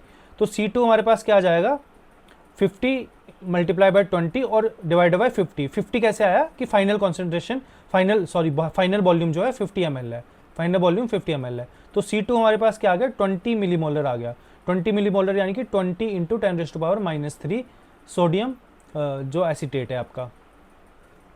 अब इसी तरह ग्लूकोज की फाइंड कर लेंगे, तो ग्लूकोज की C1 क्या है? C1 है इसकी 25, और 25 इसकी कंसंट्रेशन है इनिशियल, और हमने इसकी कितनी वॉल्यूम ली फाइनल कंसंट्रेशन बनाने के लिए? 30 ली। 30 मल्टीप्लाई बाय 30 यानी कि V1 is equal to C2 B2। C2 हमें पता नहीं है, इसको हमने फाइंड करना है, और V2 जो है फाइनल वॉल्यूम वो 50 है। ठीक है, तो ये हमारे पास क्या आ जाएगा? ये हमारे पास आ जाएगा C2 25 multiply by 30 divide by 50। तो C2 हमारे पास आ गया 15 मिलीमोलर। 15 मिलीमोलर को क्या लिख सकते हैं? और 15 मल्टीप्लाई बाय 10⁻⁻3 मोलर। अब आ गया कंबाइनिंग। जब देखो अब हमारे पास ये एग्जांपल है कि what will be the final identical solutes हैं, जो सॉल्यूट्स हैं वो सेम है, ग्लूकोज के दो सॉल्यूशन है मान लो। अब नॉन रिएक्टिव में क्या था कि दो अलग अलग सॉल्यूट थे जो कि नॉन रिएक्टिव थे, लेकिन आइडेंटिकल सॉल्यूट्स में दोनों ही सॉल्यूट्स जो है सेम है दोनों सॉल्यूशंस में जिनकी हम मिक्सिंग कर रहे हैं जिनकी। ठीक है, तो यहाँ पे क्या है कि but will be the final concentration, की फाइनल कंसंट्रेशन क्या होगी? C3 क्या होगी? ऑफ अ सॉल्यूशन, किसी सॉल्यूशन की, made by mixing 200 ml of 0.1 molar glucose and 400 ml of 0.2 molar glucose. देखो दो अलग अलग सॉल्यूशन है, अलग अलग कंसंट्रेशन के और अलग अलग वॉल्यूम में मिक्स किए गए हैं। तो यहाँ पे एक्सप्रेशन लगेगा C1 V1 plus C2 V2 is equal to C3 multiply by C1 B1 B2 multiply by V1 B2। V1 B2 क्या है? Final volume. तो फाइनल वॉल्यूम क्या है? 400 और 200 ml कर रहे हैं, तो 600 ml फाइनल वॉल्यूम है, यानी कि V1 प्लस B2 क्या है? 600 ml। अब यहाँ पे क्या करेंगे? C1 हम लिख लेंगे 0.1 है ग्लूकोज की कंसंट्रेशन, मल्टीप्लाई बाय 200 ml में, ml का ml में रहने देते हैं, और प्लस कर देंगे 0.2 जो है 0.2 कंसंट्रेशन है, 0.2 मोलर है किसकी कंसंट्रेशन? ग्लूकोज की दूसरे सॉल्यूशन की, मल्टीप्लाई बाय 400 क्या है इसकी वॉल्यूम है, इज इक्वल टू C3 हमको फाइंड करना है, टोटल वॉल्यूम इज 600। तो ये हमारे पास एक्सप्रेशन आ गया।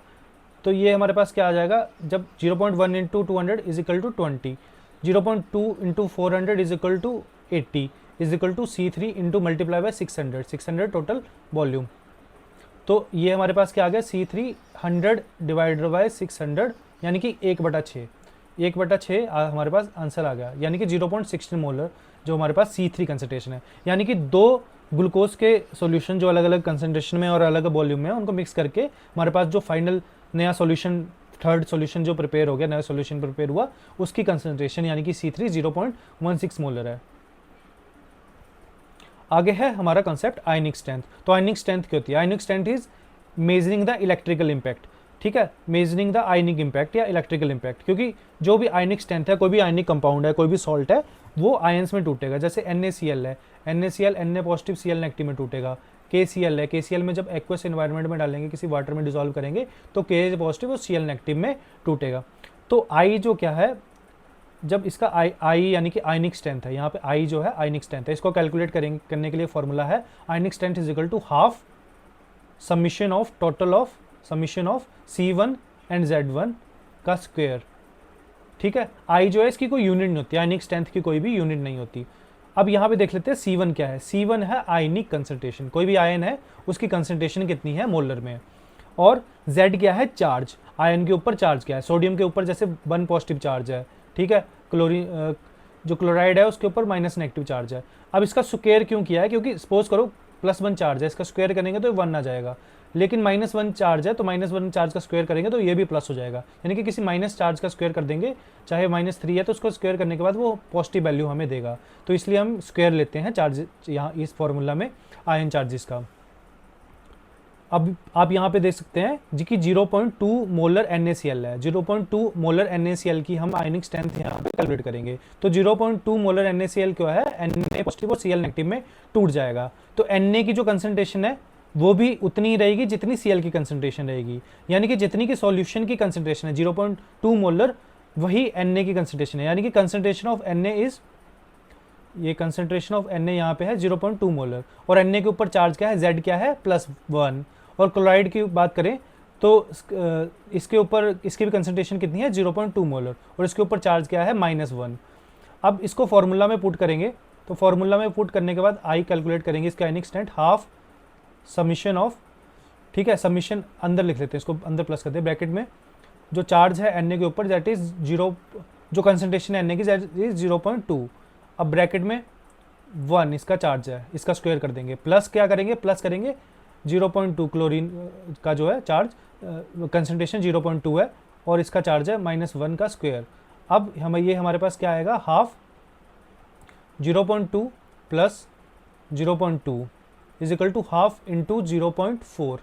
तो हाफ इंटू 0.4 यानी कि जो हमारे आयनिक स्ट्रेंथ आ गई 0.2, यानी कि 0.2 मोलर NaCl की आयनिक स्ट्रेंथ कितनी है, 0.2 है। इसी तरह से हमने MgCl2 के लिए कैलकुलेट कर दी। जो MgCl2 है इसको एक्वस एनवायरनमेंट में डिसॉल्व करेंगे तो Mg2 पॉजिटिव देगा और साथ में 2Cl नेगेटिव देगा। तो इसमें देखिए, तो चार्ज है जो Z की वैल्यू है वो 2 हो गई, Mg में Z की वैल्यू Mg की कितनी होगी, 2 है, और Cl नेगेटिव की क्या है, 1 है। तो यहाँ लिखा भी है कंसंट्रेशन 1 है और इसकी कंसंट्रेशन कितनी है, इसकी कंसंट्रेशन क्या है, 1 इंटू 0.2, क्योंकि एक ही Mg पॉजिटिव दे रहा है तो 1 इंटू 0.2 कंसंट्रेशन है, यानी कि 0.2 ही आएगी, और चार्ज क्या है, +2 है। वैसे ही 2Cl नेगेटिव है तो 2Cl नेगेटिव में इसकी कंसंट्रेशन कितनी है, 2Cl के देगा, ये 2Cl दे रहा है तो 2 इंटू 0.2 यानी कि 0.4 इसकी कंसंट्रेशन आ जाएगी, कितनी आ जाएगी, 0.4, और चार्ज कितना है, -1। जब इन वैल्यूज को पुट करेंगे तो इसका रिजल्ट आ जाएगा हमारे पास 0.6 इसकी आयनिक स्ट्रेंथ, और इसकी कोई यूनिट नहीं होती। तो उसी तरह Mg, अगर हमारे पास 0.2 मोलर MgCl2 है तो उसकी आयनिक स्ट्रेंथ हमारे पास 0.6 आ रही है। नेक्स्ट है हमारे पास कॉलिगेटिव प्रॉपर्टीज, तो बहुत इंपॉर्टेंट है कॉलिगेटिव प्रॉपर्टीज।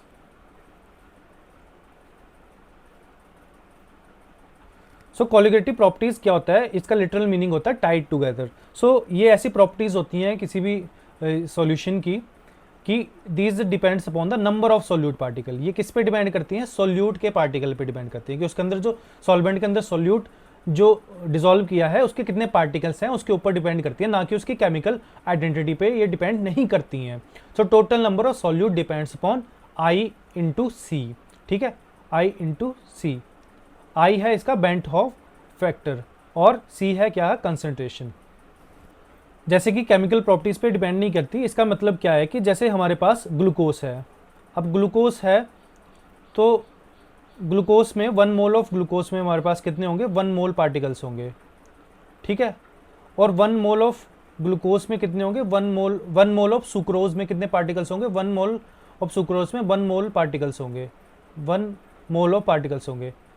तो इसका कहने का क्या मतलब है कि ग्लूकोज और सुक्रोज केमिकली डिफरेंट है, लेकिन जो इसके सॉल्यूशन में ये पार्टिकल्स कितने प्रोड्यूस कर रहे हैं, कितने सोल्यूट में पार्टिकल्स प्रोड्यूस कर रहे हैं, उसके ऊपर ये प्रॉपर्टीज डिपेंड करेंगी कॉलिगेटिव प्रॉपर्टीज, ना कि उनकी केमिकल आइडेंटिटी पे, कि उन पे ग्रुप कौन सा है ना, उन पे फंक्शनल ग्रुप कौन कौन से हैं, उनका स्ट्रक्चर कितना बड़ा है कितना छोटा, उस पर डिपेंड नहीं करेगी। They depend upon the solute particles.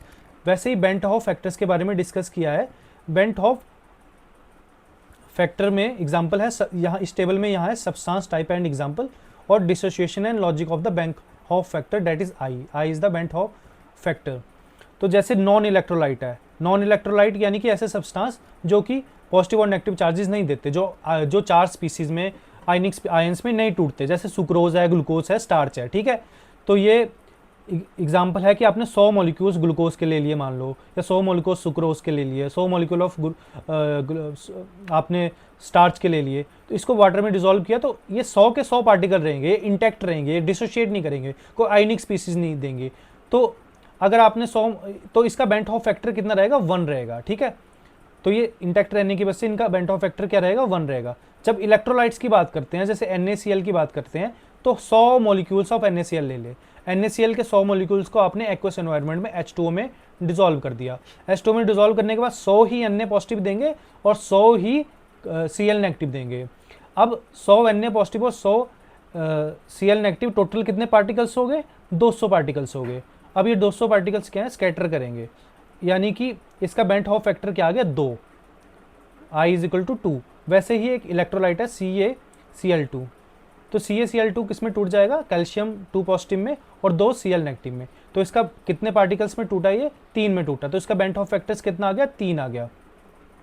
तो इसमें की लॉ क्या है, electrolytes have greater impact than non electrolyte. अब जो इलेक्ट्रोलाइट्स हैं, जो आयनिक स्पीसीज में टूटते हैं, उनका ज़्यादा इंपैक्ट होता है कोलिगेटिव प्रॉपर्टीज पे as compare to non electrolytes. जैसे कि 1 molar NaCl will have twice the effect as compare to 1 molar of sucrose. Next हमारे पास है ऑस्मोटिक प्रेशर। हमारे पास पहली कोलिगेटिव प्रॉपर्टी क्या आ गई, osmotic pressure. So osmotic pressure that is represented by this.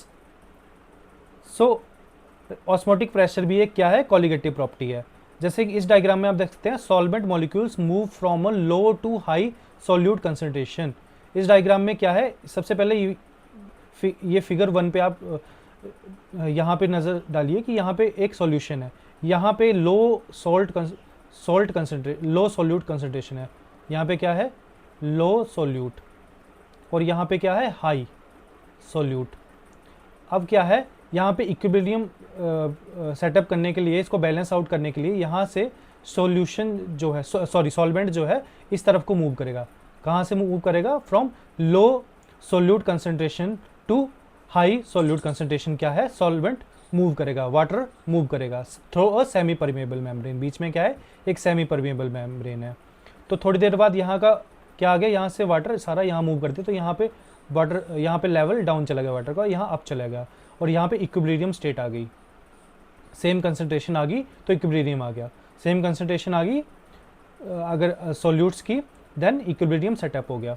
तो बेसिकली जो इस मूवमेंट को, जो यहाँ से लो सॉल्यूट कंसंट्रेशन से हाई सॉल्यूट कंसंट्रेशन की तरफ क्या जा रहा है, आपका सॉल्वेंट जा रहा है, इसको अगर यहाँ से एक प्रेशर लगाएंगे, यहाँ से एक प्रेशर लगाएंगे, और वो प्रेशर इसके बराबर हो जाएगा कि ये मूवमेंट रुक जाएगा। That pressure is equal to osmotic pressure, कि कितना प्रेशर हमें इस तरफ से एक्सर्ट करना है अपोजिट साइड से, ताकि ये सेमी परमेबल मेम्ब्रेन के थ्रू जो मूवमेंट है again along the concentration gradient, वो रुक जाए। That is the osmotic pressure in easy language. तो वही इस इमेज में बताया गया है। तो ये फोर्स जो है, द फोर्स डेट इज जो आपका ऑस्मोटिक प्रेशर है, रेजिस्ट ऑस्मोसिस, तो ये ऑस्मोसिस को रेजिस्ट कर रहा है। इसका एक्सप्रेशन है डेट इज ICRT। आई क्या है, वेंट हॉफ फैक्टर है, ठीक है, और आई आपका वेंट हॉफ फैक्टर है, और जो पाई है आपको, वो आपका ऑस्मोटिक प्रेशर है, और जो सी है वो मोलर कंसंट्रेशन है, और आर जो है गैस कांस्टेंट है, और टी भी है आपका कांस्टेंट है, टेम्परेचर, ठीक है। गैस कांस्टेंट की एक अपनी वैल्यू है, टेम्परेचर आप स्टैंडर्ड लेंगे 25 डिग्री सेल्सियस या केल्विन में 298 केल्विन। तो आपका जो पाई है, जो आपका ऑस्मोटिक प्रेशर है, that is directly proportional to IC, क्योंकि आई बेंट ऑफ फैक्टर और कंसंट्रेशन ही वेरिएबल है, आर और टी जो क्या है वो आपके कांस्टेंट्स हैं। तो बेसिकली यहाँ पे एग्जांपल है, जो आपने पाई या ऑस्मोटिक प्रेशर कैलकुलेट किया है, तो RT आपने ब्रैकेट के बाहर ले लिया, और 0.1 मोलर सुक्रोज और 0.2 मोलर NaCl है एक सॉल्यूशन में। तो इसका ऑस्मोटिक प्रेशर आप कैलकुलेट कर रहे हैं। तो कैसे कैलकुलेट कर रहे हैं, आई यानी कि बेंट हॉफ फैक्टर, एक सुक्रोज एक ही में ही टूटेगा, इसका बेंट हॉफ फैक्टर 1 है, मल्टीप्लाई बाय इसकी कंसंट्रेशन दैट इज 0.1। आगे क्या है, 2 × 0.2, क्योंकि NaCl का बेंट ऑफ फैक्टर है 2, क्योंकि NaCl 2 4 स्पीसीज देता है, दैट इज 2 पार्टिकल्स देता है, 2 इंटू 0.2 उसकी कंसनट्रेशन है। तो आर टी क्या आ जाएगा, इनको ऐड करके फिर 0.5 इसका क्या आ जाएगा, सॉरी आर टी नहीं, यहाँ पे पाई, जो इसका ऑस्मोटिक प्रेशर है पाई किसके बराबर आ जाएगा, 0.5 आर टी। आर टी की वैल्यू पुट नहीं कर रहे हैं हम, pi is equal to 0.5 R T. अब बायोलॉजिकल फेट्स की बात की है कि अलग अलग टाइप ऑफ सॉल्यूशंस में किस तरह से सेल्स रिएक्ट करते हैं। तो आइसोटोनिक सॉल्यूशन है, यानी कि जो बाहर की कंसंट्रेशन है सॉल्यूशन की, और जो सेल है, सेल के अंदर की कंसंट्रेशन जो है वो सेम है, तो वाटर का मूवमेंट नहीं होगा, ना सेल से बाहर पानी जाएगा ना सेल के अंदर पानी आएगा, तो ये आइडियल स्टेट है। हाइपोटोनिक सॉल्यूशन क्या है, हाइपोटोनिक सॉल्यूशन में वाटर मूव्स आउट। अब हाइपरटोनिक यानी कि हाइपर यानी कि बाहर जो कंसंट्रेशन है वो ज़्यादा है और सेल के अंदर कंसंट्रेशन कम है, ये सेल के अंदर कंसंट्रेशन कम है, तो सेल जो है वो श्रिंक हो गया। क्यों श्रिंक हो गया, क्योंकि सेल के अंदर का पानी भी बाहर निकल गया ताकि इक्विलिब्रियम सेटअप हो जाए और सेम कंसंट्रेशन हो जाए अंदर और बाहर की। तो सेल हाइपोटोनिक सॉल्यूशन में क्या कर जाता है, श्रिंक कर जाता है।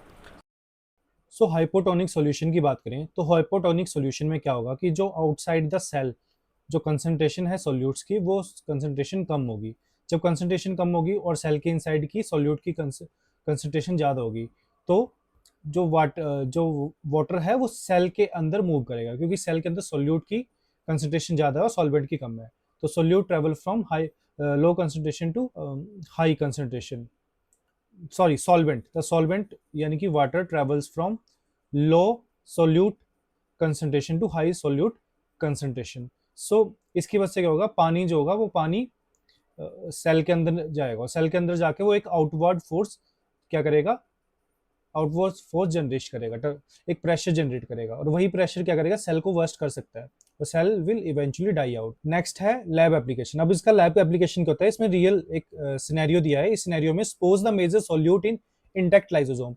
एक लाइसोसोम है, लाइसोसोम आपको पता है एक ऑर्गेनेली है, सुसाइडल बैग है, जिसके अंदर हाइड्रोलाइटिक एंजाइम्स होते हैं, हाइड्रोलाइटिक एंजाइम्स होते हैं, और या इसकी पीएच होती है लगभग 4.5 टू 5, यानी कि एसिडिक पीएच होती है। तो ये लाइसोसोम है, एक सेल के अंदर से ये ऑर्गेनेली एक सेल है, उसके अंदर ये ऑर्गेनेल है, इसको हमने आइसोलेट करना है। जब हम इसको आइसोलेट करना है तो सबसे पहली कंडीशन है कि इसको इंटैक्ट आइसोलेट करना है। तो इस लाइसोसोम के अंदर केसीएल और एनएसीएल की कंसंट्रेशन हमें पता है। केसीएल जो है उसकी कंसंट्रेशन पता है, एनएसीएल की कंसंट्रेशन पता है। केसीएल जो है एक के पॉजिटिव और एक सीएल नेगेटिव देगा, तो इसका जो अपना बेंट हॉफ फैक्टर है वो कितना हो जाएगा, बेंट हॉफ फैक्टर यानी कि आई, इसका 2 हो जाएगा। वैसे ही एनएसीएल का, एनएसीएल भी 2 आयंस में टूटेगा, तो इसका भी आई यानी कि बेंट हॉफ फैक्टर 2 हो जाएगा। तो हमें क्या किया है कि लाइसोसोम के सेल के अंदर की केसीएल की कंसंट्रेशन और एनएसीएल की कंसंट्रेशन दे रखी है। केसीएल 0.1 मोलर दे रखा है और एनएसीएल 0.03 मोलर दे रखा है, और इसका बेंट हॉफ फैक्टर हमें पता है, इन दोनों का ही बेंट हॉफ फैक्टर यानी कि आई 2 है। तो इसके बाद बोल रहे हैं कि हमें लाइसोसोम इंटेक्टली इसको आइसोलेट करना है, और जो आइसोलेशन के लिए हम यूज कर रहे हैं यहाँ पे एक्सट्रैक्टिंग सॉल्यूशन, लाइसोसोम के लिए जो एक्सट्रैक्टिंग सॉल्यूशन, इससे लाइसोसोम को एक्सट्रैक्ट करने के लिए जो सॉल्यूशन यूज कर रहे हैं, उस सॉल्यूशन का वो कौन सा सॉल्यूशन यूज कर रहे हैं, सुक्रोज। तो ये हमें पूछना है कि सुक्रोज की ऐसी कौन सी वो रखें, मतलब इसकी कौन सी कंसंट्रेशन रखें जिसपे जो है सेल जो है, मतलब इंटेक्ट, ये लाइसोसोम है सॉरी, इंटेक्टली जो क्या है आइसोलेट हो जाए बिना किसी लाइसिस के, बिना टूटे। तो हमें क्या करना पड़ेगा, हमें जो बाहर का सॉल्यूशन है, लाइसोसोम के बाहर का जो सुक्रो सॉल्यूशन है, ये सुक्रो सॉल्यूशन है यहाँ पे, और ये है लाइसोसोम। तो इसके बाहर ये सुक्रो सॉल्यूशन है, इसकी जो हमें ऑस्मोलैरिटी है, इसकी जो ऑस्मोलैरिटी है वो इक्वल रखने पड़ेगी inside the lysosome. The osmolarity of this lysosome and this surrounding sucrose extracting solution should be same. अगर ये सेम होगी तो इसकी वजह से आइसोटोनिक सॉल्यूशन रहेगा आउटसाइड, और आइसोटोनिक सॉल्यूशन रहेगा तो सेल ना ही स्वेल करेगा ना ही बर्स्ट करेगा, तो वाटर की मूवमेंट, नेट मूवमेंट की बात करें तो वो वाटर की नेट मूवमेंट 0 होगी। तो इसलिए हम एक लाइसोसोम बिना लाइसिस के एक्सट्रैक्ट कर पाएंगे। तो इसीलिए कैलकुलेशन है i van't Hoff factor into concentration of KCl plus van't Hoff factor into concentration of NaCl is equal to sucrose का उतना रखना है बेसिकली। तो इन दोनों का कैसे कैलकुलेट करेंगे, 2 है वेंट हॉफ फैक्टर हमारे केसीएल का, और 0.1 मोलर है इसकी कंसंट्रेशन, 0.1 मोलर। इसमें हम ऐड करेंगे 2 ही बेंट हॉफ फैक्टर एनएसीएल का, और 0.03 मोलर इसकी कंसंट्रेशन है एनएसीएल की। तो 2 इंटू 0.1 ये आ गया हमारे पास 0.2, प्लस 2 इंटू 0.03 ये आ गया हमारे पास 0.06। तो हमारे पास कितनी ऑस्मोलैरिटी आ गई इस लाइसोसोम की, वो आ गई 2.2 0.26 मोल पर लीटर। तो हमें सुक्रोज का यानी कि C3 कंसंट्रेशन यानी कि सुक्रोज की कंसंट्रेशन भी इतनी रखनी है ताकि एक आइसोटोनिक सॉल्यूशन बना रहे और इसको हम आइसोलेट कर लें। नेक्स्ट कॉन्सेप्ट है, why do liver cells store carbohydrate in form of polymer glycogen not as a monomer glucose. अब देखो जो हमारी बॉडी है, बॉडी में जो हमारा रिजर्व है, जो एनर्जी रिजर्व है, तो ग्लूकोज जो है इंस्टेंट एनर्जी देता है, लेकिन जो एक्स्ट्रा ग्लूकोज है उसको किसकी फॉर्म में स्टोर करके रखते हैं, ग्लाइकोजन रिजर्व की फॉर्म में इसको स्टोर करते हैं। तो ग्लाइकोजन जो रिजर्व है उसमें क्या है कि ऐसा क्यों होता है, ये एक हमारी फिजियोलॉजिकल एग्जाम्पल है। तो इसमें भी देखो जो ऑस्मोटिक प्रेशर है, अगर हर एक ग्लूकोज इंडिविजुअली स्टोर हो रहा है इस इमेज में मोनोमर स्टेट में, अगर वो स्टोर हो रहा है तो लगभग मान लो 10,000 फ्री ग्लूकोज मॉलिक्यूल है, तो हर एक मॉलिक्यूल कंट्रीब्यूट करेगा किसमें, ऑस्मोलैरिटी में। तो उससे क्या होगा, ऑस्मोटिक प्रेशर बहुत ज्यादा बढ़ जाएगा, बहुत लीथली बढ़ जाएगा और सेल क्या कर जाएगा, बर्स्ट कर जाएगा। सेल विल बर्स्ट, और सेल बर्स्ट कर गया तो सेल डाई आउट कर जाएगा। तो हमारी बॉडी ने एवोल्यूशनरी एक ऐसा मैकेनिज्म बना के रखा है कि we store glucose as a glycogen. तो देखो ये एक मॉलिक्यूल है ग्लाइकोजन, तो आपको पता है कोलिगेटिव प्रॉपर्टी में एक पार्टिकल कंट्रीब्यूट करता है और दो पार्टिकल दो दो कंट्रीब्यूट करेंगे, तीन पार्टिकल तीन कंट्रीब्यूट करेंगे, तो एक पार्टिकल की फॉर्म में इसको as a single particle count किया जाएगा एक ग्लाइकोजन के मॉलिक्यूल को। तो one starch per glycogen, starch या फिर ग्लाइकोजन हो सकता है, मतलब प्लांट के केस में स्टार्च हो सकता है या ये हमारे केस में ग्लाइकोजन हो सकता है। तो इसमें मिनिमल ऑस्मोलैरिटी इफेक्ट आएगा, यानी कि बेंट ऑफ फैक्टर इसका 1 रहेगा। कितना रहेगा बेंट ऑफ फैक्टर, 1 रहेगा, क्योंकि ये सिंगल पार्टिकल की तरह ट्रीट किया जाएगा। मान लो कि एक ग्लाइकोजन मॉलिक्यूल है, इसमें multiple hundred of thousand of glucose जुड़े हुए हैं, लेकिन पार्टिकल क्या है, एक है, तो इसका बेंट ऑफ फैक्टर 1 है। यहाँ पे बेंट ऑफ फैक्टर बहुत ज्यादा है, बहुत ज्यादा। तो अब पॉलीमर स्टेट में क्या है, बेंट ऑफ फैक्टर कम है तो ऑस्मोलैरिटी पे इफेक्ट कम आएगा, तो सेल जो है क्या है, एक स्टेबल ऑस्मोलैरिटी बना के रख सकेगा। तो इसकी वजह से सेल जो है, cells are able to contain a large mass of glycogen with the minimal effect upon the osmolarity of the cytosol। आगे है relative lowering of vapour pressure. Second जो प्रॉपर्टी है ऑस्मोलैरिटी के बाद वो है relative lowering of vapour pressure. And third जो colligative property है that is elevation of boiling point. अब सबसे पहले वेपर प्रेशर क्या होता है, वेपर प्रेशर और बॉइलिंग पॉइंट क्या होते हैं ये हमें पता होना चाहिए। तो वेपर प्रेशर देखिए क्या होता है, जो ये वाटर है, इस वाटर के जो सरफेस पे जो यहाँ पे मॉलिक्यूल्स होंगे वाटर के, वो अपने बॉइलिंग पॉइंट पे 100 डिग्री सेल्सियस पे क्या करेंगे, बाहर जो प्रेशर लगा है इस वाटर पे, कौन सा प्रेशर लग रहा है, एटमॉस्फेरिक प्रेशर, तो धीरे धीरे टेम्परेचर रेज करेगा तो ये वाटर मॉलिक्यूल्स यहाँ से एस्केप करके जाएंगे, तो उनकी काइनेटिक एनर्जी बढ़ेगी और वो एस्केप करके जाएंगे और वेपर बन जाएंगे।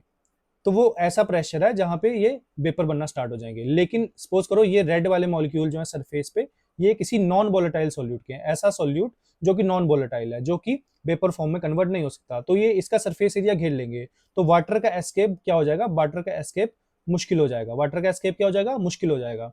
अब वाटर का एस्केप कम हो जाएगा तो इसका जो वेपर प्रेशर है वो क्या हो जाएगा, कम हो जाएगा, और बॉइलिंग पॉइंट क्या है, वो बढ़ जाएगा। ठीक है, अब कैसे है इसको डिटेल में बात कर लेते हैं कि relative lowering of vapour pressure कैसे है। प्योर वाटर है, प्योर वाटर मान लो H2O, ठीक है, अगर लीटर में क्वांटिटी H2O की 1 लीटर है तो वो कितना, अगर कितना है, सॉरी H2O अगर लिक्विड है, लिक्विड स्टेट से H2O गैसी स्टेट में आ रहा है, किस स्टेट में आ रहा है, गैसी स्टेट में आ रहा है। तो प्योर वाटर का हम मान लेते हैं P0 है, इनिशियली क्या है P0, इसका क्या है वेपर प्रेशर। लेकिन जब इसमें नॉन वोलेटाइल कंपोनेंट ऐड करेंगे, क्या करेंगे, नॉन वोलेटाइल कंपोनेंट ऐड करेंगे, लाइक ग्लूकोज इसमें ऐड कर दिया जो कि नॉन वोलेटाइल है वाटर में, प्योर वाटर में, तो इसका क्या हो जाएगा, अब फ्यूअर वाटर मॉलिक्यूल क्या कर पाएंगे, एस्केप कर पाएंगे। अब फ्यूअर मॉलिक्यूल एस्केप कर पाएंगे क्योंकि ग्लूकोज जो है उसने सरफेस कवर कर लिया है वाटर का।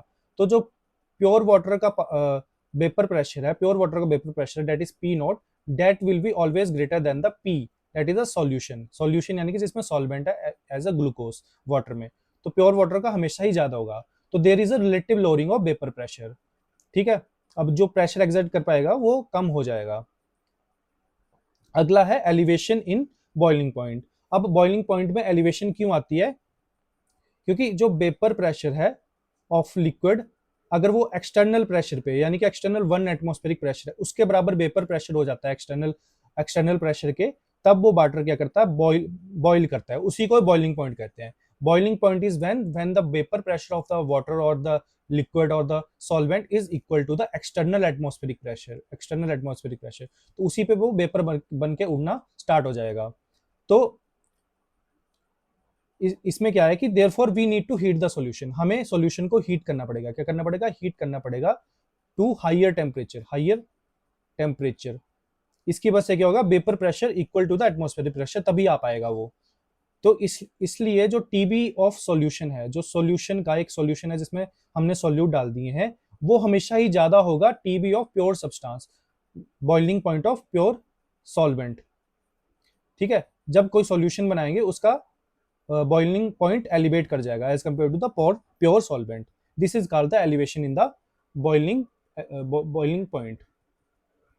सपोज करो प्योर वाटर है वो 100 डिग्री पे, 100 डिग्री सेल्सियस पे क्या कर रहा है? बॉईल कर रहा है। लेकिन जब आपने इसमें सॉल्वेंट डाल दिया, सॉल्यूट डाल दिया, सॉरी, इसमें अगर आपने सॉल्यूट डाल दिया, कोई सॉल्ट डाल दिया, तो वो क्या पता इससे ज्यादा टेम्परेचर पे अब क्या करेगा? बॉईल होना स्टार्ट करेगा। शायद 101 पे करे, 102 पे करे। तभी एक रीजन ये भी है कि हम जब एग बॉईल करते हैं तो उसमें हम क्या करते हैं? सॉल्ट की एडिशन कर देते हैं। लास्ट जो कॉलिगेटिव प्रॉपर्टी है that is depression in freezing point. और फ्रीजिंग पॉइंट जो है कॉलिगेटिव प्रॉपर्टी है, जब इसमें सॉल्यूट ऐड करते हैं तो देयर इज डिप्रेशन, कम होता है क्या? Freezing point. कम होने का मतलब है ज्यादा नेगेटिव में जाता है, ज्यादा कम की तरफ जाता है। There is depression in freezing point. और freezing point, depression and biological cryoprotectant ये डिस्कस करेंगे। तो फ्रीजिंग पॉइंट पहले डिस्कस कर लेते हैं कि ये ग्राफ है। ग्राफ में नॉर्मल फ्रीजिंग पॉइंट देखिए, अगर इसमें मोलैरिटी जीरो है सुक्रोज की, हम सुक्रोज एज अ सॉल्यूट डाल रहे हैं, तो सुक्रोज की अगर जीरो मोल पर केजी या जो जो भी इसकी कंसेंट्रेशन है, मोलैरिटी है सुक्रोज की, अगर जीरो है, तो जो वाटर है वो प्योर वाटर है, तो वो 0 डिग्री सेल्सियस पे क्या कर जाएगा? आइस बन जाएगा, एक स्ट्रक्चर्ड स्ट्रक्चर गेन करने लग जाएगा, आइस बन जाएगा, लैटिस स्ट्रक्चर बनाएगा। लेकिन जैसे जैसे प्योर की तरफ हम मोलैरिटी बढ़ाते जा रहे हैं, यहाँ से मोलैरिटी बढ़ाते जा रहे हैं, तो क्या हो रहा है? There is depression in freezing point. तो फ्रीजिंग पॉइंट क्या कर रहा है? डिप्रेस कर रहा है, यानी कि और नेगेटिव जा रहा है। सपोज करो यहाँ पे हमने 2 मोलैरिटी कर दी, तो 2 पे -2 इसका फ्रीजिंग पॉइंट हो गया। अगर 4 कर दी फॉर एग्जाम्पल, तो -6 हो गया। अगर और ज्यादा इसमें हमने सॉल्यूट डाल दिया तो लगभग -12 या -10 हो गया। अगर और ज्यादा मोलैरिटी में हमने कंसंट्रेशन डाल दी सॉल्यूट की, तो और कम -14 के राउंड हो गया। तो कहने का मतलब क्या है कि जैसे आप एग्जांपल भी देख सकते हो, कुल्फी वाला आता है, तो कुल्फी वाला जिस कंटेनर में कुल्फी जमाता है, तो उस कंटेनर में उसमें जो बर्फ वाला पानी है उसमें नमक डाला होता है। नमक क्यों डाला होता है? ताकि फ्रीजिंग पॉइंट का डिप्रेशन हो जाए, तो वो ज्यादा ठंडा रहेगा। तो कुल्फी क्या है? ज्यादा वो ठंडी, ज्यादा जम जाएगी, इजीली जम जाएगी, क्योंकि उसके पास आसपास का जो सराउंडिंग बर्फ है और जो पानी है जिसमें नमक है और उसकी बर्फ जमाई हुई है, वो काफी लो टेम्परेचर पे जमना स्टार्ट होगा। ठीक है, तो इसलिए एक रीजन वो भी है। तो इसका एक्सप्रेशन है, मैथमेटिकल एक्सप्रेशन क्या है? Delta, change in the freezing temperature, freezing freezing point. तो ये क्या है? I van't Hoff factor into के एफ। के एफ एक कांस्टेंट है, क्रायोस्कोपिक कांस्टेंट बोलते हैं, और एम है मोलैरिटी। तो यानी कि टी एफ हम डायरेक्टली किस पे निर्भर कर रहा है? बेंट हॉफ फैक्टर पे निर्भर कर रहा है, that is a colligative property. और एम पे, यानी कि जो मोलैरिटी है, जो उसकी कंसंट्रेशन है, उस पर डिपेंड कर रहा है। और के एफ जो है वो तो कांस्टेंट है, वो कांस्टेंट ही रहेगा। तो as at freezing point equilibrium exist between the liquid and solid state. Added solute decrease vapour pressure, जैसे ही सॉल्यूट ऐड करेंगे तो वेपर प्रेशर डिक्रीज हो जाएगा। This will force liquid solid liquid equilibrium to lower temperature. तो और अच्छे से इसको समझते हैं कि जब भी फ्रीजिंग का मतलब क्या होता है? फ्रीजिंग का मतलब होता है जब भी कोई लिक्विड मॉलिक्यूल है वो खुद को अरेंज कर देते हैं एक सॉलिड स्ट्रक्चर में। ठीक है, और when solid particles are added, जब इसमें सॉलिड पार्टिकल ऐड करेंगे तो ये इंटरफेयर करेंगे, दिस सॉलिड पार्टिकल यानी कि solutes will interfere with the formation of this solid, interfere with solid structure formation, solid structure formation. ठीक है, तो इसकी वजह से क्या होगा? There will be lower temperature चाहिए होगा। क्या चाहिए होगा? लोअर टेम्परेचर चाहिए होगा फॉर द फ्रीजिंग। तो कहने का मतलब क्या है? टीएफ जो सॉल्यूशन का है, टीएफ जो सॉल्यूशन का है, जो फ्रीजिंग पॉइंट सॉल्यूशन का है, वो कम होगा, हमेशा ही कम होगा। सॉरी, वो ज्यादा होगा, कम होगा। टीएफ क्या है? सॉल्यूशन का, प्योर सॉल्यूशन का, वो हमेशा ही क्या होगा? Is always less than TF. TF यानी कि प्योर सॉल्वेंट। प्योर सॉल्वेंट का क्या है? फ्रीजिंग पॉइंट ज्यादा है। प्योर सॉल्वेंट का TF क्या है, ज़्यादा है, फ्रीजिंग पॉइंट क्या है, ज़्यादा है, मतलब ज़्यादा टेम्परेचर पे जमना, 0 डिग्री पे स्टार्ट कर देगा जमना। और जब सॉल्यूशन बना दिया तो उसमें ऑब्वियसली सॉल्यूट ऐड किया तो सॉल्यूशन बन गया, तो TF क्या है वो डिक्रीज हो गया, यानी नेगेटिव की तरफ जाना स्टार्ट हो गया। ठीक है, कहने का मतलब ये है। अब इसका एग्जांपल आप ले सकते हैं, जैसे प्योर वाटर है, प्योर वाटर 0 डिग्री पे फ्रीज करता है, जैसे उसमें आप नमक डाल दोगे, उसमें सॉल्ट ऐड करोगे तो freezing point become below than 0 degree Celsius, तो 0 डिग्री सेल्सियस से भी कम उसका फ्रीजिंग पॉइंट चला जाएगा। तो this is why salt can help, इसीलिए जो नमक है, जो सॉल्ट है, जैसे आप बर्फ लोगे, सपोज करो आपने एक आइस क्यूब लिया, उसके ऊपर आप सॉल्ट डालोगे तो बर्फ जो है ज्यादा जल्दी पिघलती है, it will melt the ice faster.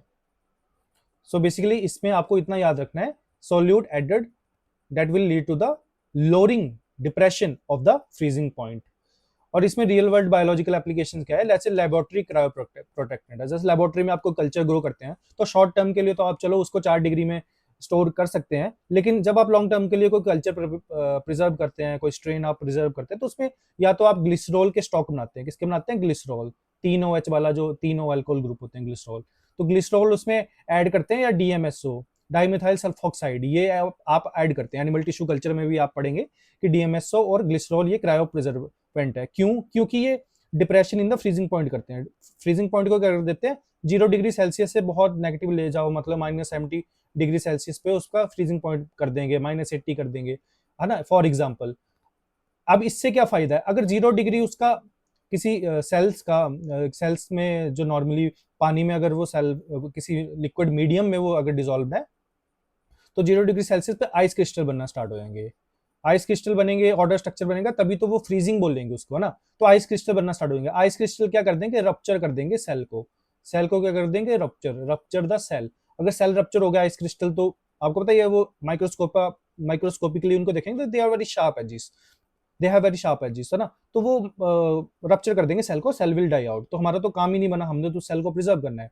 तो हम क्या करेंगे फिर, जब इसका लोअरिंग ऑफ फ्रीजिंग पॉइंट कर देंगे तो आइस क्रिस्टल नहीं बनेंगे।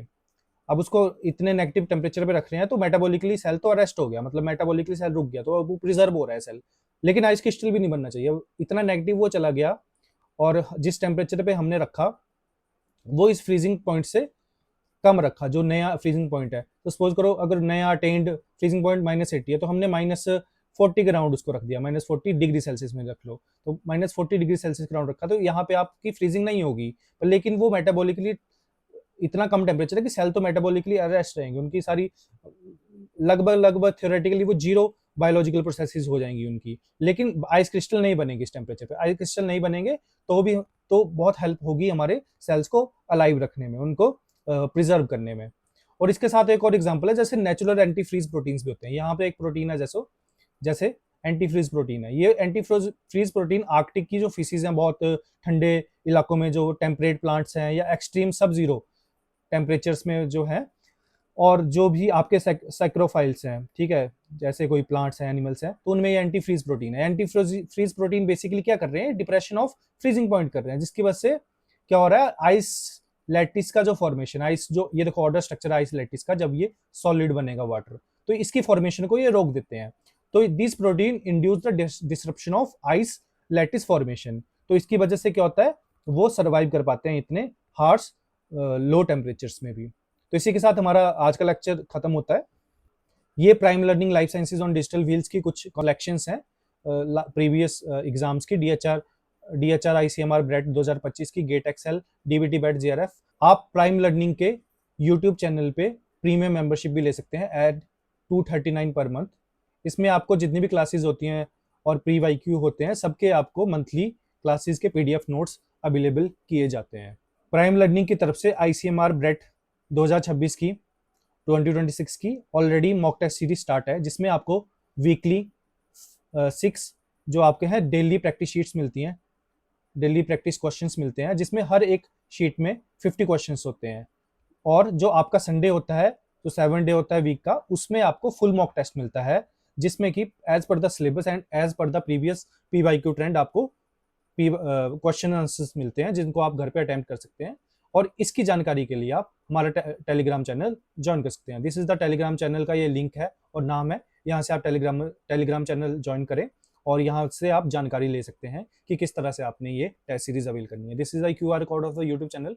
इसको स्कैन करके आप हमारे यूट्यूब चैनल से भी जुड़ सकते हैं और यूट्यूब चैनल को सब्सक्राइब जरूर करें। Thank you.